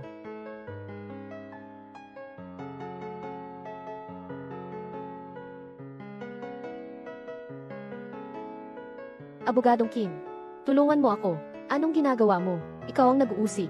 Ako ang abogado ng akusado. Sa kasalukuyang sitwasyon, ikaw ang magiging panalo. Hindi tayo mananalo. Tiyak na hindi sila magpapatawad sa atin. Attorney Qin, alam kong hindi ka masamang tao. Tulungan mo ako. Maaari kong aminin, ako ang pumatay sa tao. Basta't mamatay ako, hindi na sila hahanap sa pamilya ko para magalit. Nahatulan ng kamatayan ang anak ko. Noong siya 18 pa lang. Paano mo nagawang gawin yan? Mestro, tingnan mo ang ginawa mong masama. Ang isang magandang pamilya, dahil lang sa paggawa mo ng peking ebidensya, nabali ang hatol sa anak niya na mamatay. Hanggang ngayon ay hindi pa nakikita ang liwanag. Qin Zhengshu, sobrang kawawa mo na talaga. Sabi ko na nga ba't siya palaging nananalo? Akala ko ba'y peke ang ebidensya? Ito'y buhay na tao. Kumikita ka ng ganitong masamang pera, wala bang sakit ang iyong konsensya? Huwag mo nang basagin, huwag mo nang basagin. Hindi ganun ang tatay ko. Sinasabi niya na ang taong iyon, siya ay walang sala. Mga nakikinabang. Ano ang sinasabi tungkol sa walang sala? Si Qin Zhengshu sa loob ng maraming taon, matagal na niyang sinasadya ang pagpeke ng ebidensya, na nagdulot ng walang bilang na maling kaso. Ngayon, naging sanhi na siya ng galit ng publiko. Humihingi ng live broadcast sa buong network. Qin Zhengshu, maghintay ka na lang na masira ang reputasyon mo. Bakit hindi pa dumarating si Ate Ify? CJ, Qin Zhengshu, kaso ng iligal na propesyon. Nagsisimula na ang paglilitis, mga pulis sa hukuman, dalhin ang akusado sa hukuman. Qin Zhengshu, ngayon ka na rin, ha? Hindi ba siya ang hukom sa batas? Si Qin Zhengshu ba, talagang inakusahan siya ng Bar Association? Sa korte. Dapat na siyang inakusahan noon pa. Sa mga nakaraang taon, pinatay niya ang maraming walang kalaban-laban na pamilya para sa mga mayayaman. Hindi ba mahilig siyang magpataw ng parusang kamatayan? Dapat din siyang hatulan ng ganun, para matikman niya ang kanyang mga kasalanan, para siya'y magdusa sa kanyang ginawa. Siya nga. Tumulong siya sa mga demonyo na pumatay sa aking anak na babae. Kagalakan ng bayan. Kung hindi siya tumulong sa mga mayayamang tao na magdepensa, ang Longsheng ay hindi sana magiging ganito. Kagulo at gulo. Ngayon ay kumpirmahin ang mga tao kung ang abogado ng akusado na si Ify ay narito. Sister Ify. Sister Ify, 2 oras na ang nakalipas. Sabi niya umalis na tayo. Bakit hindi pa rin sila dumadating? Hindi kaya hindi na niya tayo papansinin? Hindi kaya hindi na niya tayo papansinin? Abogado ng akusado, si Ify. Nandito na ba siya? Punong hukom. Abogado Ify. Dapat nasa daan na siya. Malapit na siyang dumating. Bilang isang legal assistant si Ify, paano siya magagawa ng ganong kasimpleng pagkakamali? Sa tingin ko, ayaw lang talaga niyang pumunta. Qin Zhengshu, kahit ang assistant mo ayaw kang tulungan. Talaga namang, napakabigo mo. Itong si Qin Zhengshu, tiyak na masyadong matigas sa trabaho. Kahit ang mga tao sa paligid niya, hindi siya tinutulungan. Narinig ko na, bago ang paglilitis, hinahanap ng anak niya ang lahat ng mga abogado sa buong lungsod. Ngunit walang gustong tumulong. Mukhang, nagagalit ang lahat sa kanya. Gusto ng lahat na mamatay siya. Anak na babae, nakita mo na, di ba? Yung demonyo na nagdulot sa iyo ng sakit. Sa wakas ay makakatanggap na siya ng parusa. Pati mga sarili niyang tao ay iniwan na siya. Pinakulong si Qin Zhengshu. Hindi ba tiyak na iyon? Ganitong demonyo, dapat talikuran ng lahat. Walang kahit isang abogado na magtatanggol sa kanya. Qin Zhengshu, sa pagkakataong ito, talo ka na. Tatay, hindi naman naging masama ang trato mo kay Ate Ify sa mga nakaraang taon. Bakit niya kailangan gawin yan? Xiao Hao, may kanya-kanyang pagpipilian ang bawat tao. Hindi ko siya sinisisi. Ito ang kaparusahan ko sa aking mga pagkakamali. Handa akong tanggapin ang parusa. 10 segundo ang natitira. Kung hindi pa darating ang abogado ng akusado, diretso nang mag-umpisa ang korte. 9, 8, 7, 4, 5, 4, 3, 1. Tapos na ang countdown. Abogado ng akusado.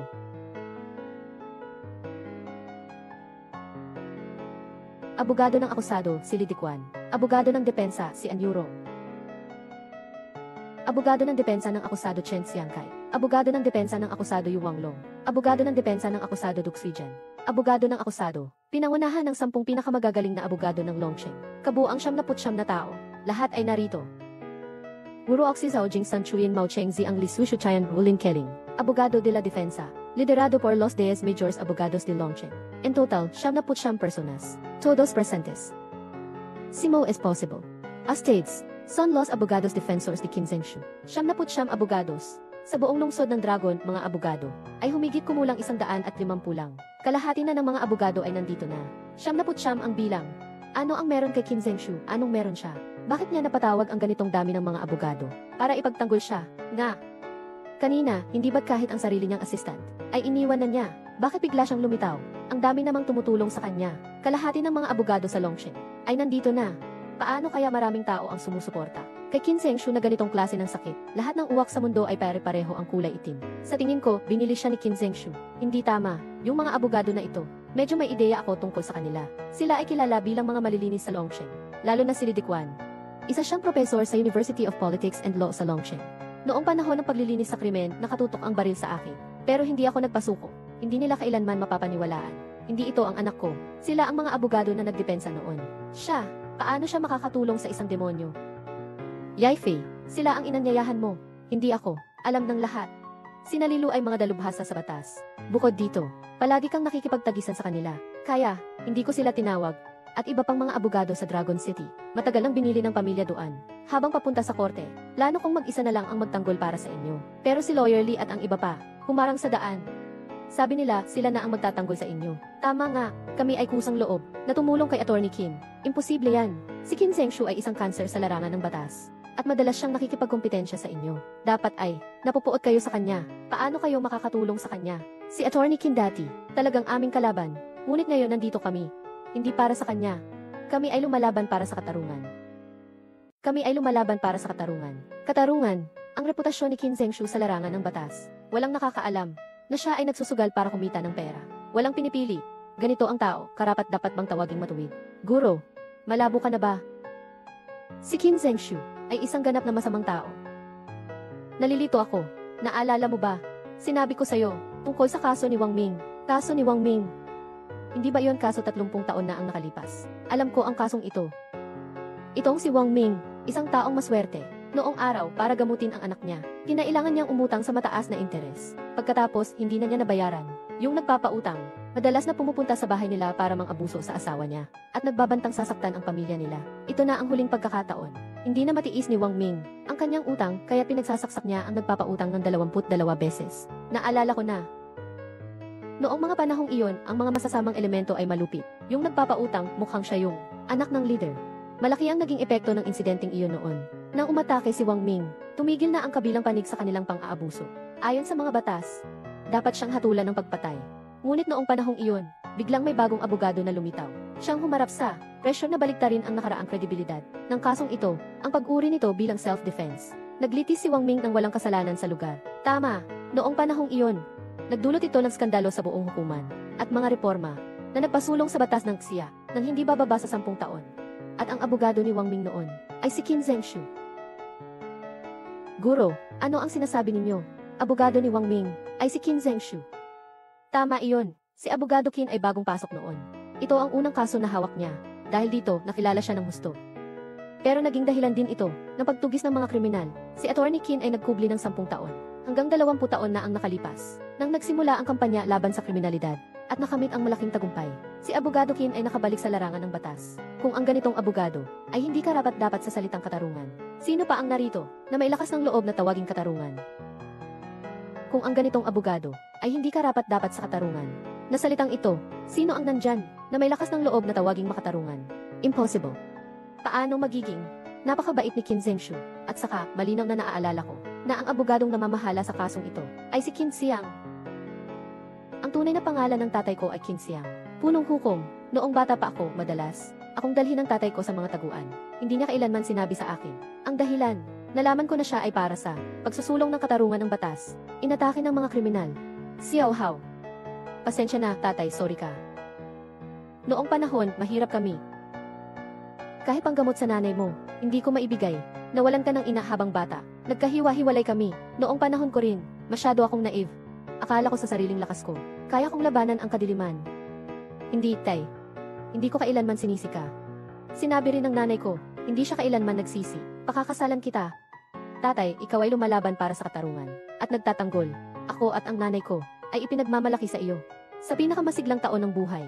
Si Attorney Qin ay nagbigay ng 10 taon para ipaglaban ang katarungan. Ito rin ang dahilan kung bakit siya bumalik sa batas. Para ipagtanggol ang mga makapangyarihan. Pinipili niyang manahimik at magbantay. Sa kanyang kabutihan, alam na niya na ang laban na ito ay parang laban sa hangin. Ayaw niyang muling madamay sa gulo. Ang batas ay may kapangyarihan. Ang katarungan ay hindi nagkukulang. Abogado Qin, ito ang tunay mong hangarin, di ba? Si Qin Zhengshu ay talagang ang abogadong iyon noon na nagsakripisyo para sa katarungan. Nang ganito karami, sinasabi niyang siya ay isang bodhisattva.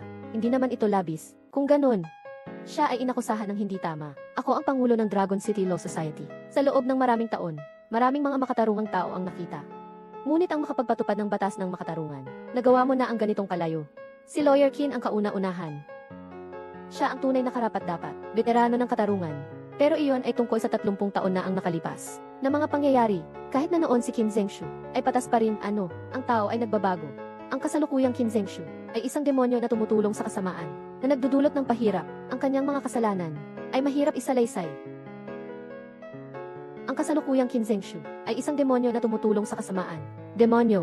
Ang mga kasalanang ginawa niya ay hindi matutumbasan ng mga salita.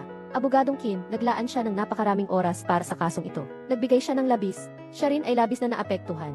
Paano posible na ikaw ang nagsasabi ng ganitong uri ng masamang tao? Ano ang halaga ng kanyang mga sakripisyo? Ipagtanggol ang katarungan. Ngunit ito ay tungkulin niya bilang abogado na dapat niyang gawin. Hindi upang makaiwas sa parusa. Na parang may pribilehiyo. Nga. Tama ang sinasabi ng abogadong ito. Kahit na si Kim Zengshu, ano kung nakapagligtas siya ng tao? Ang tao ay nagbabago. Sino ang makakapaggarantiya na hindi siya magbabago? Diba? Ang tagapatay ng dragon ay nagiging masamang dragon.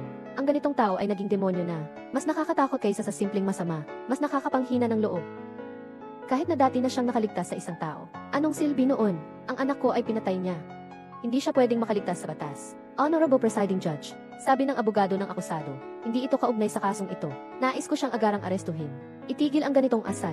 Huwag nang mag-aksaya ng oras. Humihiling ang nag-uusig ng makatarungan. Huwag magbigay ng pahayag ang nasasakdal na hindi kaugnay sa kasong ito. Naiintindihan, CJ.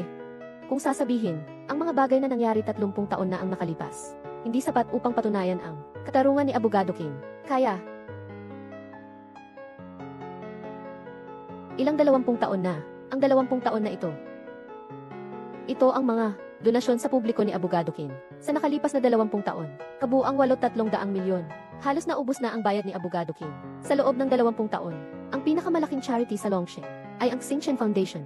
Alam ng lahat yan, diba? Ang nagtatag nito ay si Abogado King. Si Abogado King ay mapagbigay at mabait. Walang makakatulad ng ganitong tao. Paano siya magiging masama? Si Attorney King ay mapagbigay at mabait. Walang makakatulad ng ganitong tao. Paano siya magiging masama? Ang tagapagtatag ng Xingchen Foundation. Siya ang tatay ko. Punong hukom. Saklaw ng mga gawain ng Star Foundation. Ang pagtulong sa mga estudyante at mga programa sa kapakanan, panggagamot at iba pang mga sektor. Ako mismo ay palaging humahanga sa tagapagtatag ng Star Foundation. Hindi ko akalain na ang tagapagtatag ng Xingchen Foundation ay ang tatay ko bilang assistant ni Attorney Kim. Sa loob ng maraming taon, hindi ko alam ang mga bagay na ito. Hindi nakapagtataka na kumita si Attorney Kim ng napakaraming bayad sa abogado. Ang buhay ay nananatiling matipid. Sa totoo lang, palagi siyang naglilingkod sa kawanggawa. Ito ba ang institusyong tumulong sa akin na makapag-aral sa kolehiyo noon? Noong panahong iyon, sinabi ng nanay ko na wala kaming pera para ipaaral ako sa kolehiyo at pinilit akong magpakasal sa matandang lalaki sa bundok. Kung hindi dahil sa Star Foundation, tulong, wala sana ako ngayon. Asawa, tingnan mo, hindi ba't iyon ang ating anak noon? Nang siya ipanganak ng maaga, yung fondasyon na nag-donate sa atin. O, naaalala ko na. Noong panahong iyon, ang ating anak ay ipinanganak ng maaga at may depekto sa puso. Noong panahong iyon, humingi tayo ng tulong, pero hindi natin maipon ang bayad sa operasyon. Ito ang fundasyon na tumulong sa atin. Noong panahong iyon, ang aking bahay ay nawasak ng baha. Libre mong ayusin ang bahay ko. Parang tungkol lang ito sa isang pondo. Papa, dati akala ko may pagkaumatras ka. Hindi ko akalain na tahimik kang nagbigay ng ganito karami. Papa, ikaw ay inakusahang masama. Siguradong tutulong si Effie at ang mga kaibigan niya upang maituwid ang hustisya. Walang silbi. Ipinapakita ng iba't ibang ebidensya na ang aming panig ay may mataas na moralidad at prinsipyo, na nagsusulong ng katotohanan at katarungan, na walang pag-imbot para sa lipunan. Isang mahusay na abogado, hindi dapat magkaroon ng malupit na kapalaran. Ito ay dahil sa kanyang mga masamang gawa, na nagdudulot ng pagkabahala sa konsensya. Ang korte ay nakabatay sa ebidensya. Huwag ninyong isipin na makakagawa kayo ng bagong kwento, upang siya ay mapawalang sala. Mahal na hukom, humihingi ako na tawagin ang aming panig, upang patunayan ang mga krimen ni Kim Zengshu. Mahal na hukom, humihiling ako na ipatawag ang aming mga pangunahing saksi upang patunayan ang mga krimen ni Kim Zengshu. Dalhin ng mga pulis ang saksi. Xu Yuande Snowdy. Magandang araw, hukom. Ikaw na demonyo, ibalik mo ang anak ko. Hukom, ito ang aming testigo, si Liu Gihua.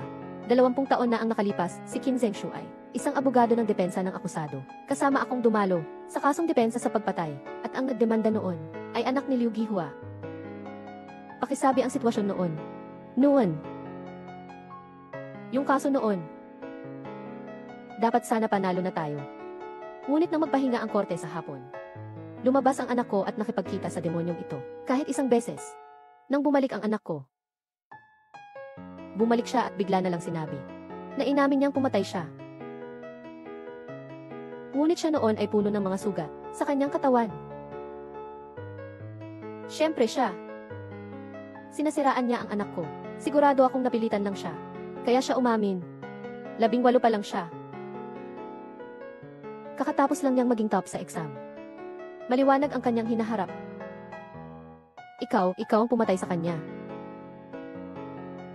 Tulad ng sinabi ng aming saksi na si Liu Gihua, noong panahong iyon, si Qin Zhengshu, upang mapawalang sala ang kanyang kliyente, ay hindi nag-atubiling, gumamit ng karahasan upang bantaan ang nagreklamo, na nagresulta sa maling hatol ng parusang kamatayan.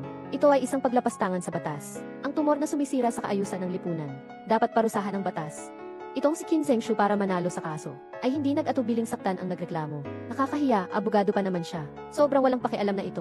Akala ko talaga nagbago na siya. Pero ang totoo, marami pala siyang ginawang mabuti. Dahil lang sa sobrang kita mula sa masamang pera. Kaya nag-aalala ang konsensya. Ang batang iyon ay 18 taong gulang pa lang. Paano niya magagawa iyon? Huwag magmadaling magbigay ng hatol. Sa tingin ko, ang bagay na ito ay tiyak na magkakaroon ng pagbabago. Nandyan ang mga tao at ebidensya ni Qin Zhengshu. Mayroon ka pang gustong sabihin. Noong mga taon na iyon, talagang nagkamali ako. Narinig ninyo na lahat. Si Qin Zhengshu ay umamin na. Ngayon, kayo. Gusto pa bang ipagtanggol siya? Talagang nagkamali si Achong. Qin noon, ngunit hindi siya nagkamali sa paglabag sa batas, kundi sa kakulangan ng tiwala sa batas. Talagang naniniwala kayo na siya ay isang mabuting tao, ngunit walang silbi ang mga walang saysay na usapan. Ang korte ay nakabatay sa ebidensya, maliban kung makapagbigay kayo ng totoong video mula 30 taon na ang nakalipas, upang baliktarin ang aking konklusyon. Tama nga, 3 dekada na ang nakalipas, wala pang laganap na surveillance. Mahirap makahanap ng epektibong video na ebidensya. Sobrang hirap talaga, wala nang dapat pag-usapan dito. Mahal na hukom, humihiling ako ng agarang hatol. Resulta ng paglilitis. Ipinahayag ko, mahal na hukom, mayroon akong bagong ebidensya na nais idagdag. Ito ay 30 taon na ang nakalipas.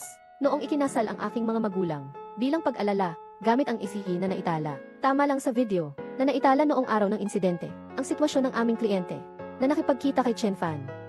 Humihiling ako, na ipalabas ang video na ito sa korte. Paano mangyayari iyon? Paano mo naman nagkataong mayroon na video mula 30 taon na ang nakalipas? Ang video ay tunay at pinapayagang ipalabas.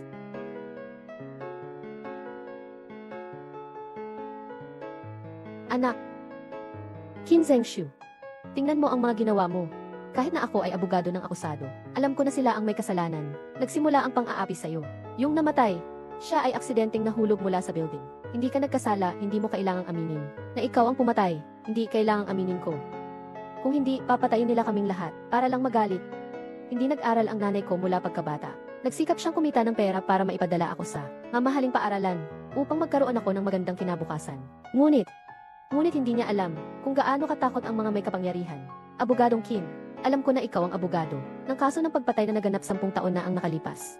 Dapat mong maunawaan ang aking nararamdaman. Tulungan mo ako at handa akong umamin sa aking pagkakasala. Basta't mamatay ako, papalayain nila ang aking ina, papalayain nila ang aking pamilya.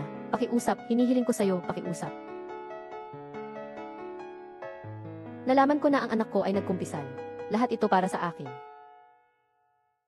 Nalaman ko na ang anak ko ay nagkumpisal. Lahat ito para sa akin. Hindi, mali yun. Pero noong panahon na yun, ang buong katawan ng anak ko, punong-puno ng sugat. Sabihin mo sa akin, ano ba talaga ang katotohanan? Ang inyong anak ay talagang isang maunawain na bata. Para sa kanyang kinabukasan, ginastos ninyo ang lahat ng ipon, at ipinadala siya sa isang paaralang aristokrata. Pero ang kanyang pinagmulan, talagang napaka-ordinaryo. Palagi siyang tinutulak at inaapi. Kaya siya puno ng sugat.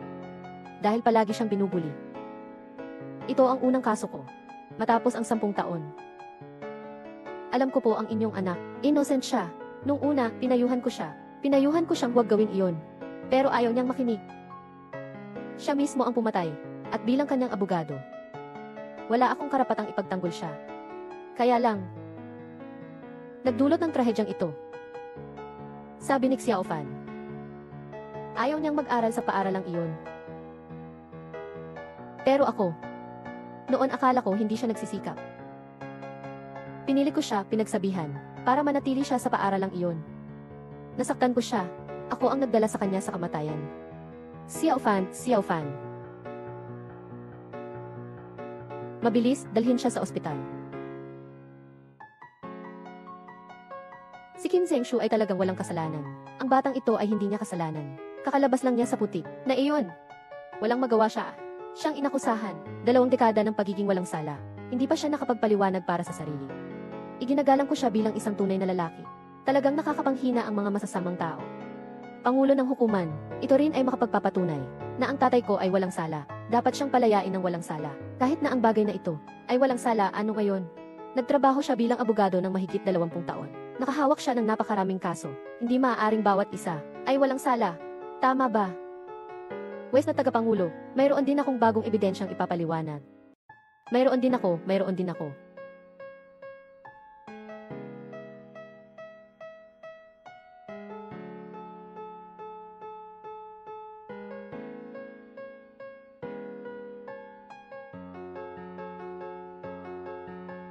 Ilang ebidensya ang nagpapakita na ang aming partido, noong tinanggap ang kaso, walang anumang iligal na gawain. Hindi kami nagkasala.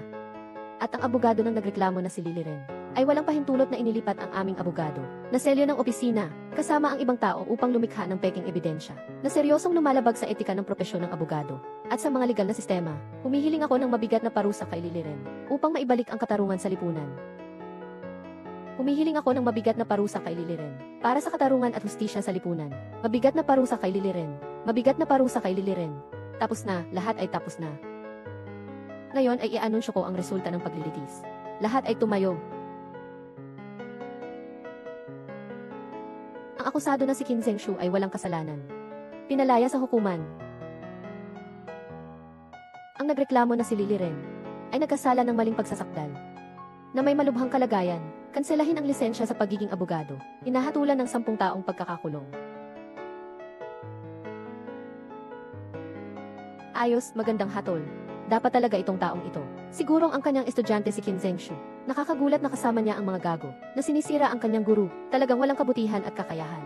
Si Qin Zhengshu, isang mahusay na abogado. Kung siya ay mabibigo, sino pa ang magpapahayag para sa amin? Mga ordinaryong tao. Sino pa ang may lakas ng loob na ipaglaban ang katarungan? Itong si Lily Ren ay dapat parusahan. Hindi lang ako pinabayaan ni Atty. Qin sa aking anak na babae. Sa likod ng mga eksena, patuloy pa siyang tumutulong sa amin.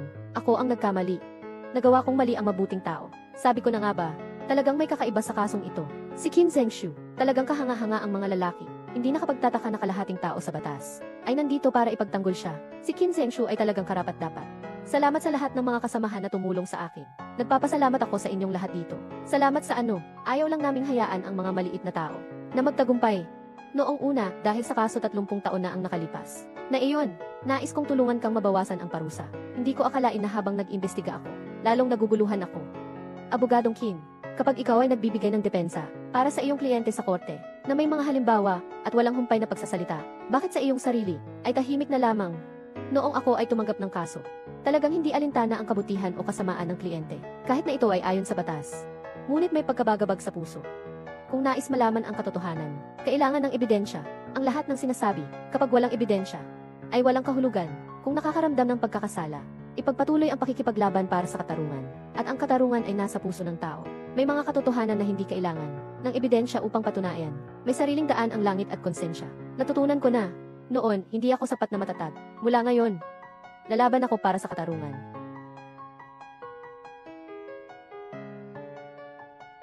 Itong si Lila Ren, alam ko nang hindi ko siya mapagkakatiwalaan. Natalo pa rin si Atty. Lee, kaya yung binatang iyon, mukhang mahirap nang maibalik ang kaso. Ginawa ko na ang lahat ng makakaya ko. Bahala na siya. Lahat yan kasalanan niya. Ang ibig sabihin ng chairman ay, isuko ang eldest son. Anong magagawa ko pa? Isa lang na anak. Kung ayaw, magkaanak na lang ulit ako. Itong hangal. Hindi lang niya inilalagay ang sarili niyang buhay sa panganib. Halos mapahamak pa niya ang tatay ko. Si Qin Zhengshu rin, ayaw niyang kumita ng pera ng maayos. Kailangan pang tumulong sa mga mahihirap na ito, para ipaglaban ang kung anong kabaliwan na hustisya. Mukhang hindi pa tapos ang usapan na ito. Hindi titigil si Qin Zhengshu. Ipag-utos mo na. Pagsabihan ang mga iyon na maging maayos. Huwag nang mahuli muli, anumang ebidensya. Magdiwang tayo. Si Attorney Kin ay nagdiriwang ng kanyang ika-23 kaarawan. Maligayang kaarawan, Itay. Sana ay hindi ka magdusa sa mga pagsubok. At tiyak na may magandang kapalaran sa hinaharap. Sabi mo, ang tanda ko na. Bakit niyo pa ginagawa ang mga ganito? Kailangan pa rin ang seremonya, Itay. Sige, simulan na ang paghiwa ng cake. CJ. Abogadong Kin, pakiusap, tulungan niyo kami. Abogadong Kin, pakiusap, tulungan niyo kami. Anong ginagawa niyo? Tumayo kayo at makipag-usap. Hindi ka pumayag sa amin. Hindi kami aalis. Abogado Kin.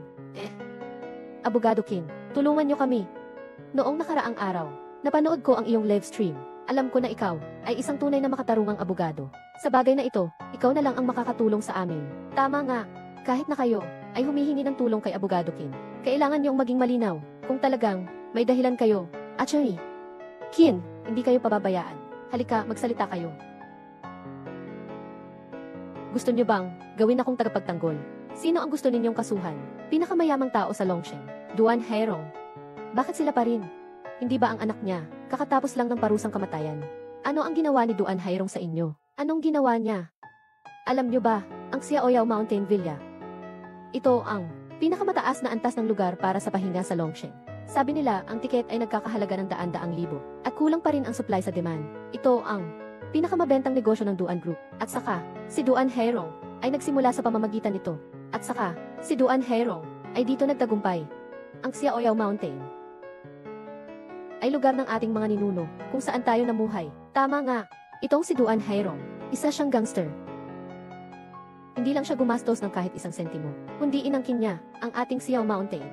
At inilibing pa ang 20 ilang mga taga-bundok namin. Ano? Inilibing niya ang mga taga-baryo.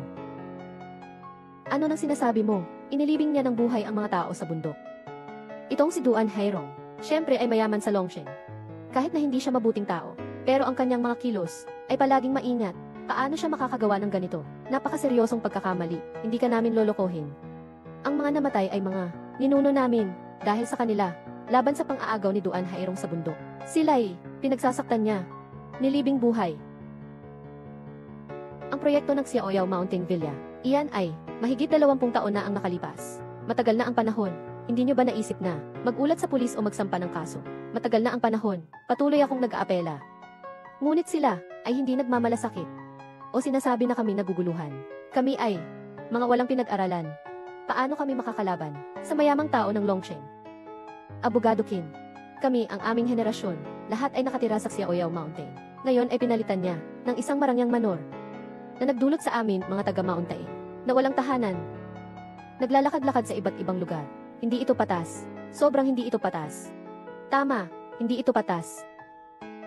Abogado Kin, tulungan niyo kami. Kami. Bumangon ka na, bumangon ka na, bumangon ka na. Ayos, si Duan Hairong. Akala ko, ang anak lang niya ang walang galang. Hindi ko akalain na itong tatay ay mas masama pa. Ayos, kukunin ko ang kasong ito. Kung totoo ang bagay na ito, sisingilin ko ito hanggang sa dulo. Saksyan niya o Villa noong nakaraang quarter. Umabot ng 20 bilyon ang kita. May pangkalahatang pagtaas pa rin. Sa susunod na quarter, dapat ay madodoble pa ito. Ayos lang. Ko-il, talagang hindi na sayang ang mga taon. Nagsikap ako ng husto para makuha ang proyektong ito. Rongje, may masamang balita.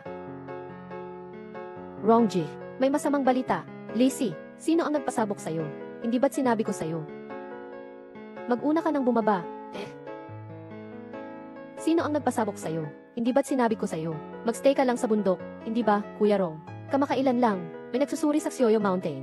Yung kaso noong 20 years ago, muling lumitaw. Muling sila ang mga taong nagkakalat ng gulo. Noong araw, hindi ko ba sinabi sa'yo na ayusin mo ng maayos ang bagay? Yung mga taong ito na walang alam sa trabaho. Ano ang maari niyang malaman? Hindi ang mga taga-bundok, kundi si Qin Zhengshu. Siya ang hari ng batas. Kinuha niya ang kasong ito. Ano nang sinasabi mo? Si Qin Zhengshu ang humawak sa kasong ito. Yung mga taga-gubat. Noong nakaraang araw, hinahanap na nila si Qin Zhengshu para humingi ng tulong, para ipagtanggol sila. Ngayon, nakasampa na ang kaso. At ito ay si Qin Zhengshu pa rin. Si Qin Zhengshu na naman, kung ibang tao ang pinalitan. Medyo may tiwala pa ako. Pero itong si Qin Zhengshu, napakaraming paraan. Kung sakaling hindi siya bibitaw, yung mga bagay na nangyari sa atin noon, maubos din niyang mahukay. Hindi pwede. Hindi ko siya pwedeng hayaan makialam sa kasong ito. O kaya may paraan ka. Matagal ng higit sa 20 taon ang kaso. Pero kaya pa rin makahanap ng mahalagang ebidensya. Itong pamilyang ito, matagal nang gumagawa ng kalokohan. Dapat na silang magdusa. Kung ayaw nilang malaman ng iba, maliban kung wala nang magagawa, basta't nagawa na niya ito. Tiiyak na may mga bakas na iiwan. Tama, kailangan nating maging maingat kamakailan. Kapag ang aso ay nagalit, maaari itong tumalon sa pader. Ayos, ako.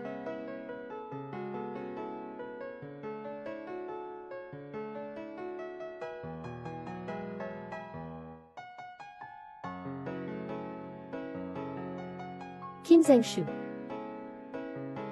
Qin Zhengshu. Ano ang ibig sabihin nito ni Duandong? Hindi siya sang-ayon sa hatol. Gusto niyang ipatupad ang kaparusahan sa iyong anak. Matapos ang live streaming sa buong internet, palaging nasa sentro ng atensyon si Qin Zhengshu. Hindi natin maaring harapin siya ng diretsyo. Mukhang nagkamali si Abogado Qin ng pagkaintindi. Dumating ako para sana imbitahan kang kumain. Noong nakaraan, ako ang may pagkukulang sa pagdidisiplina. Yung anak kong walang hiya, karapat-dapat lang sa parusa. Tungkol dito, di mo kasalanan. Di ko inasahan, si Duandong bilang pinakamayaman sa Longsheng, ay talagang napakamaalalahanin sa pampubliko at pribado. Nakakatuwa ang Dragon City. Pero may kailangan pa kaming gawin. Paalam na muna. Sandali. Abogado Qin, sasabihin ko na ang totoo. Yung kaso sa Xiaoyao Mountain Villa ay tungkol lang sa mga bundok na tao. Sa gulo na iyon. Ikaw ay isang abalang tao. Walang dahilan para sa ganitong tao. Mag-aksaya ng oras, di ba? Bilang abogado, responsable ako sa mga kasong aking hinawakan, kahit na sa huli ay walang silbi. Iyan din ang aking tungkulin. Abogado Qin, mga bagay na walang kapalit na pagsisikap. Bakit mo pa kailangan iyon? At saka, tungkol sa kasong ito, walang problema kahit kaunti. Kahit na mag-imbestiga ka, walang silbi ang iyong pagsisiyasat. Bakit hindi? Kung wala namang problema, bakit pa matatakot sa investigasyon? Abogadong Qin, hindi naman talaga ako natatakot sa investigasyon. Alam mo naman, malaki ang negosyo ko. Marami rin akong tao. Hindi maiiwasan na magkaroon ng ilang hidwaan. Ngunit ito'y mga maliit na alitan lamang. At saka ang mga mahihirap na ito ay may pagkapuot sa mayayaman. Palagi silang mahilig humawak sa ilang mga bagay na walang kabuluhan at palakihin ang hidwaan. Sa edad ko ngayon, kakaalis lang ng anak ko. Talagang hindi ko na kaya ang gulo. Abogadong Qin, basta't pumayag ka na huwag tanggapin ang kasong ito. Maaari kitang bigyan. Ito ay kung magkano? 40 milyon. Hindi, ito ay bahagi ng aking mga ari-arian ang 40%. Talagang mapagbigay si Director Duan. Pero dahil tinanggap ko na itong kaso, ipupursige ko hanggang sa huli. Yai Fei, tara na. Qin Zhengshu, huwag kang masyadong mayabang. Tao, ayos lang kung ayaw mong maging kaalyado. Tayo tiyak na magiging kaaway. Pumunta. Gawin mo ang sinabi ko dati. Anyway, Qin Zhengshu, ito ay pinili mo para sa sarili mo. Salamat, Abogado Qin. Kung hindi dahil sa iyo, ang kasong ito, hanggang ngayon ay walang kumikilos. Ang dahilan kung bakit walang kumukuha sa kasong ito, ay dahil sa labis na kapangyarihan ng pamilya Duan. Masyadong maraming hadlang. Pangalawa, dahil sa kakulangan ng ebidensya. Madaling mawala ng laban. Ngunit, kami at si Attorney Qin, ay may sapat na ebidensya. Natiyak na maihahabla ang mga buli na ito, at mapaparusahan. Huwag mag-alala, gagawin namin ang lahat ng aming makakaya, upang makamit ang katarungan para sa lahat. Mabuti, naniniwala kami kay Abogado Qin. Malapit na magsimula ang pagdinig. Pumasok na tayo. CJ. Yai Fei, tungkol sa kasong ito, komplikado ang sitwasyon. Makipag-ugnayan ka na, mga tao sa listahang ito. Uncle, kumusta?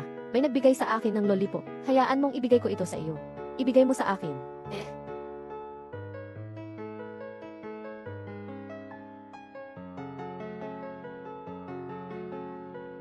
Si Xiao Hao, si Qin Zhengshu, kailangan kong humanga sa'yo.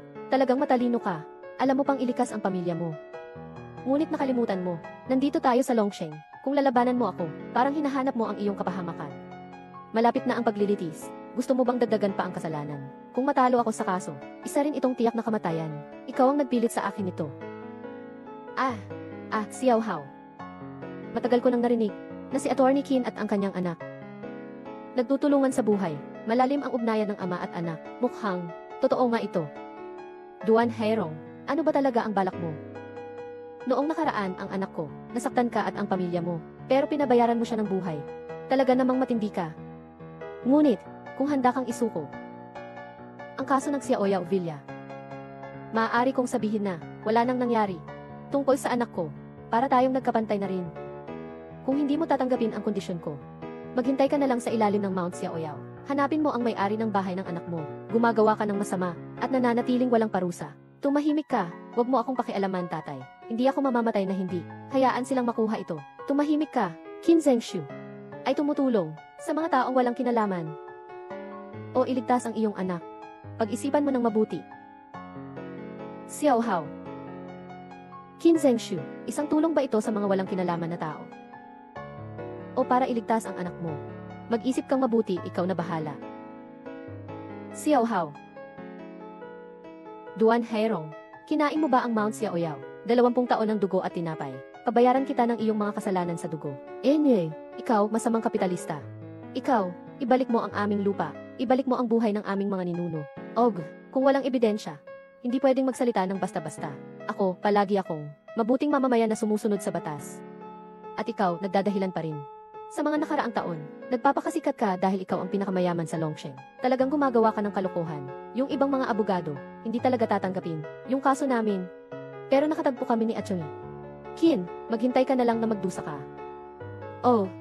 Gusto niyo bang imbitahan si Qin Zhengshu? Ako ang iyong tagapagtanggol. Si Qin Zhengshu, tanging pera lang ang pinapansin, hindi tao. Ang kanyang bayad sa abogado umabot na sa milyon. Kayong mga mahihirap, kayang-kaya niyo bang magbayad? Wala siyang ibang hangad, kundi magbiro lang sa inyo. Hindi siya makakatulong sa inyo. At saka, nasa kamay ko pa ang anak niya. Ikaw, huwag kang magmalaki dito, Abogado Qin. Sinasabi ko sa iyo, darating sila. Bakit hindi mo tingnan ang oras? Malapit na magsimula ang paglilitis. Kung talagang gusto niyang tulungan ka, bakit hanggang ngayon ay hindi pa siya dumating? Ito. Kapatid Qiang, narito na ang hukom, ngunit hindi pa dumarating si Attorney Qin. Siya, hindi naman siguro hindi na darating, di ba? Hindi siya maaring dumating. Pumili ng mga estranghero na walang kaugnayan, o ang sarili niyang anak. Kailangan pa bang pag-isipan yan? Dumating na si Attorney Qin.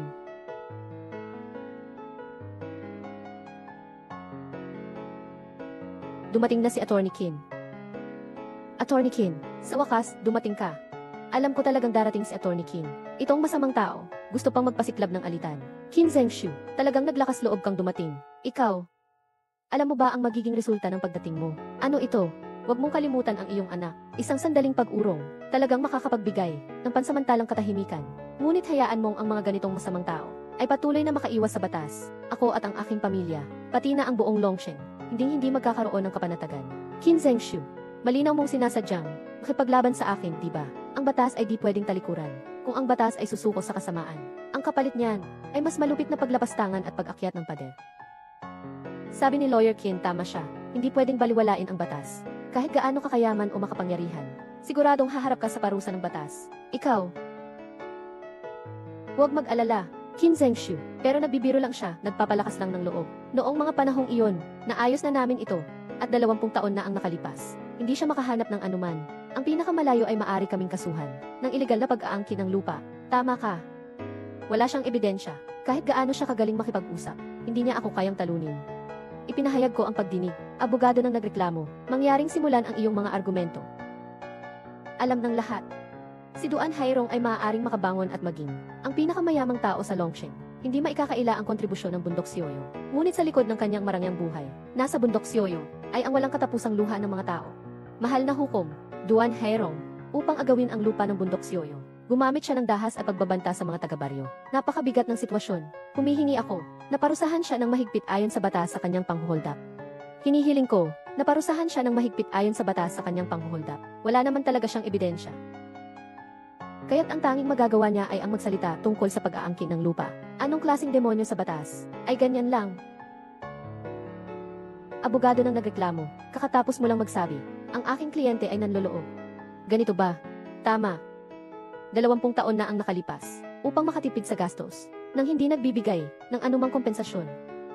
Pinilit nilang puwersahin ang mga taga Shadow Mountain, umalis sa bundok ng kalayaan. Walang tahanan, ito ay isang marahas na pagkuha ng ari-arian ng iba, nakabilang sa ilegal na panghuholdap. Kayo ay nagsabi kanina na ang aking kliyente ay gumamit ng marahas na banta. Ngunit mayroon akong ebidensya dito, sapat na patunay na sila ay voluntaryong pumirma ng kontrata. Ito ay mula sa mga may-ari ng bundok noon. na may pirma ni Hongji at tatak ng tupa. Sila ay handang ibenta ang bundok sa halagang 1 yuan. Sa grupong Duan.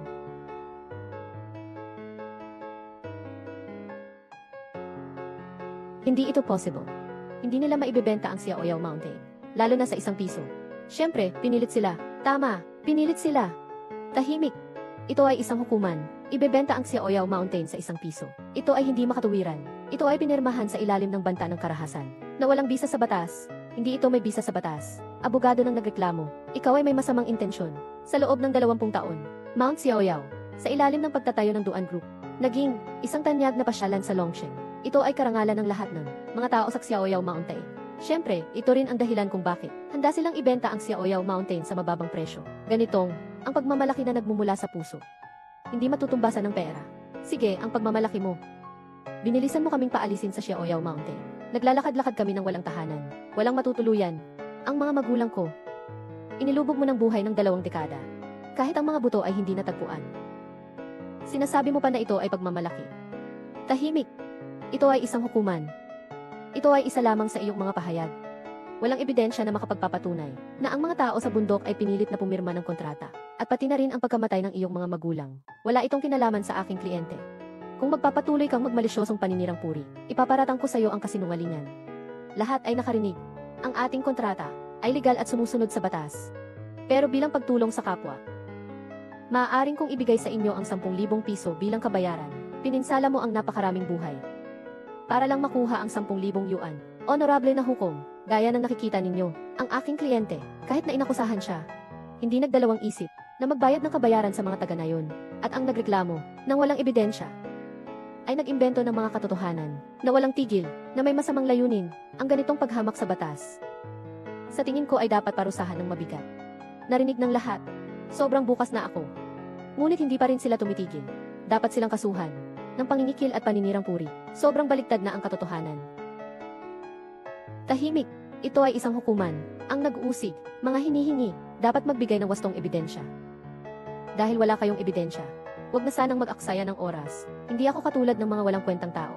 Abala ang negosyo ko. Talaga bang iniisip ninyo na perpekto ang ginawa ninyo?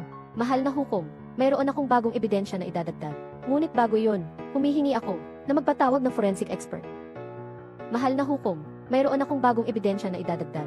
Ngunit bago yon, humihiling ako na tawagin ang medico legal, abogado ng nagsasakdal. Humihiling ng makatwiran, payagan ang pagtawag sa medico legal. Anong medico legal? Bakit nila tinawag ang medico legal? Nahanap na ba nila? Ito ay korte. Mag-ingat sa salita at kilos. Si Song King, salamat at nagpunta ka. Pakisagawa ang kaugnay na pahayag. CJ, batay sa mga impormasyong ibinigay ni Lawyer Kim, nasa paligid kami ng DV, Xiaoyao, ng isang piggery, nakatagpo ng maraming hindi kumpletong mga buto. Matapos ang pagsusuri, ang mga namatay ay talagang mga mamamayan ng Xiaoyao Mountain na nawawala ng 20 taon.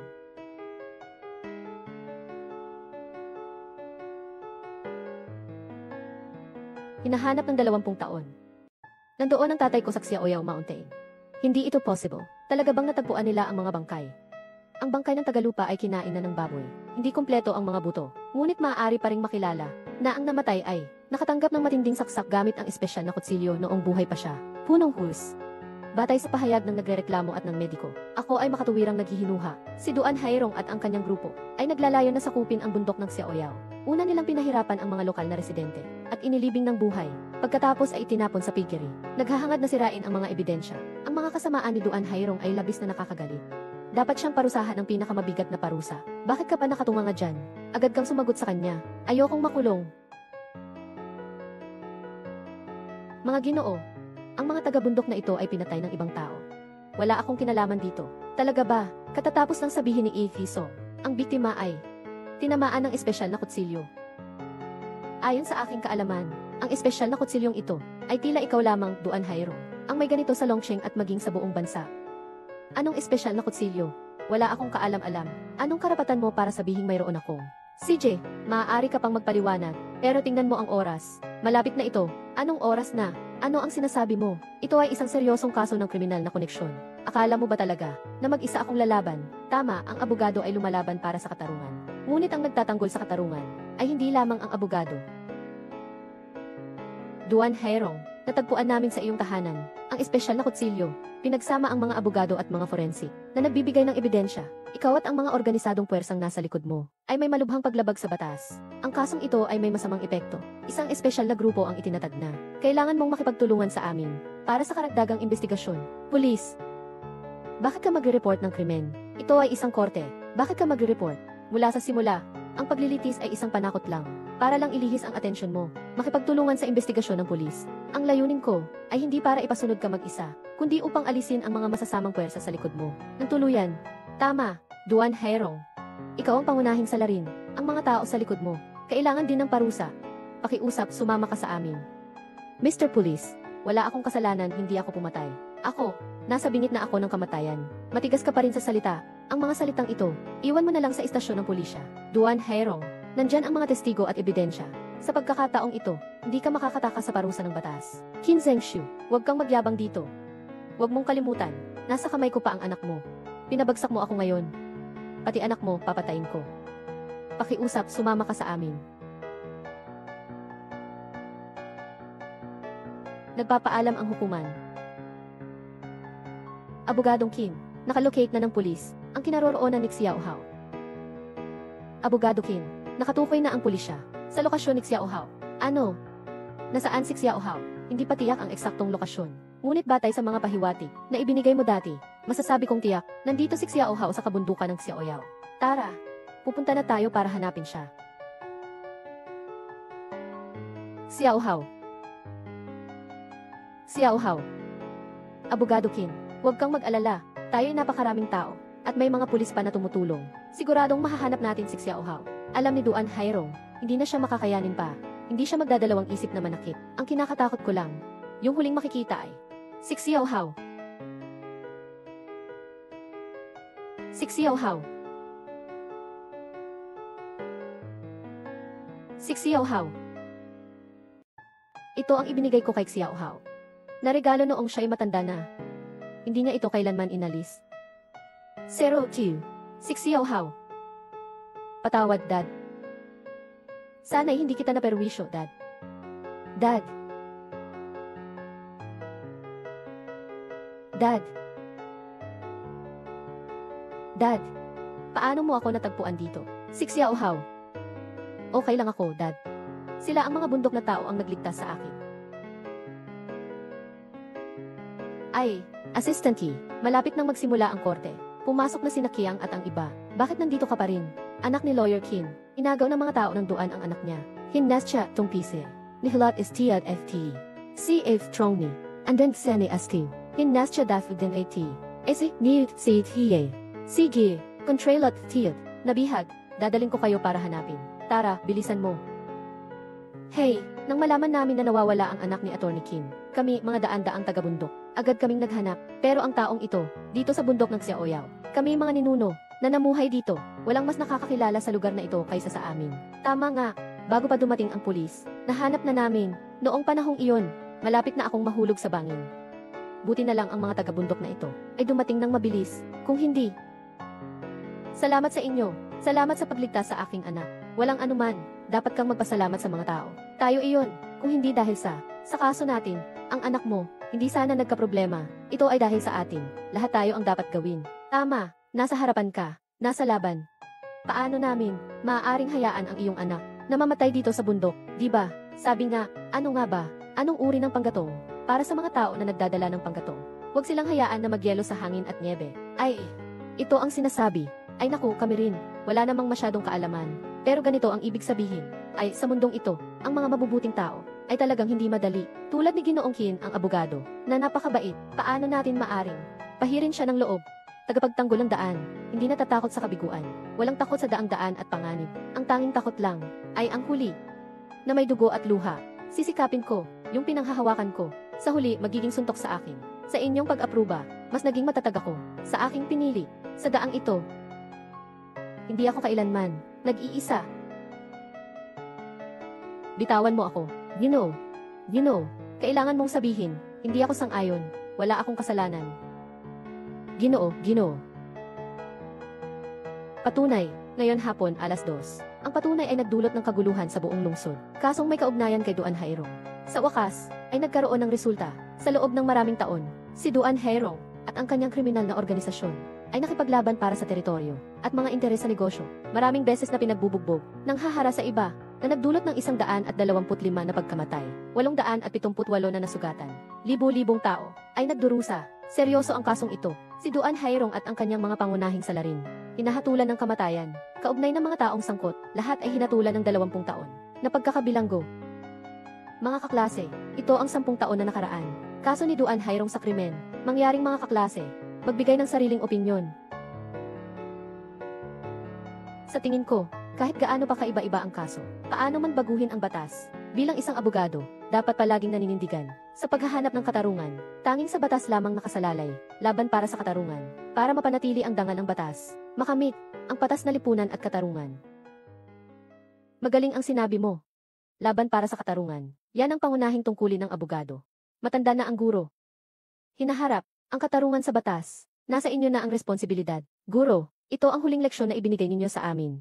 Sa harap ninyo, nais naming tapusin ang aming pag-aaral bilang mga abogado. CJ, tumayo ang mga estudyante. Ako ay nanunumpa. Ako ay isang abogado ng Xiago. Tapat sa konstitusyon. Tapat sa ating bansa. Tapat sa ating bansa. Ipagtanggol ang legal na karapatan ng kliyente. Isulong ang tamang pagpapatupad ng batas. Ipaglaban ang katarungang panlipunan. Ipaglaban ang katarungang panlipunan. Gampanan ang tungkulin ng buong puso. Masigasig na magtrabaho ng buong puso. Para sa pagtataguyod ng sosyalistang lipunan. Batas na estado. Magpursige ng buong sigasig. Para sa pagtatayo ng sosyalistang bansa ng batas na nagsusumikap na ipaglaban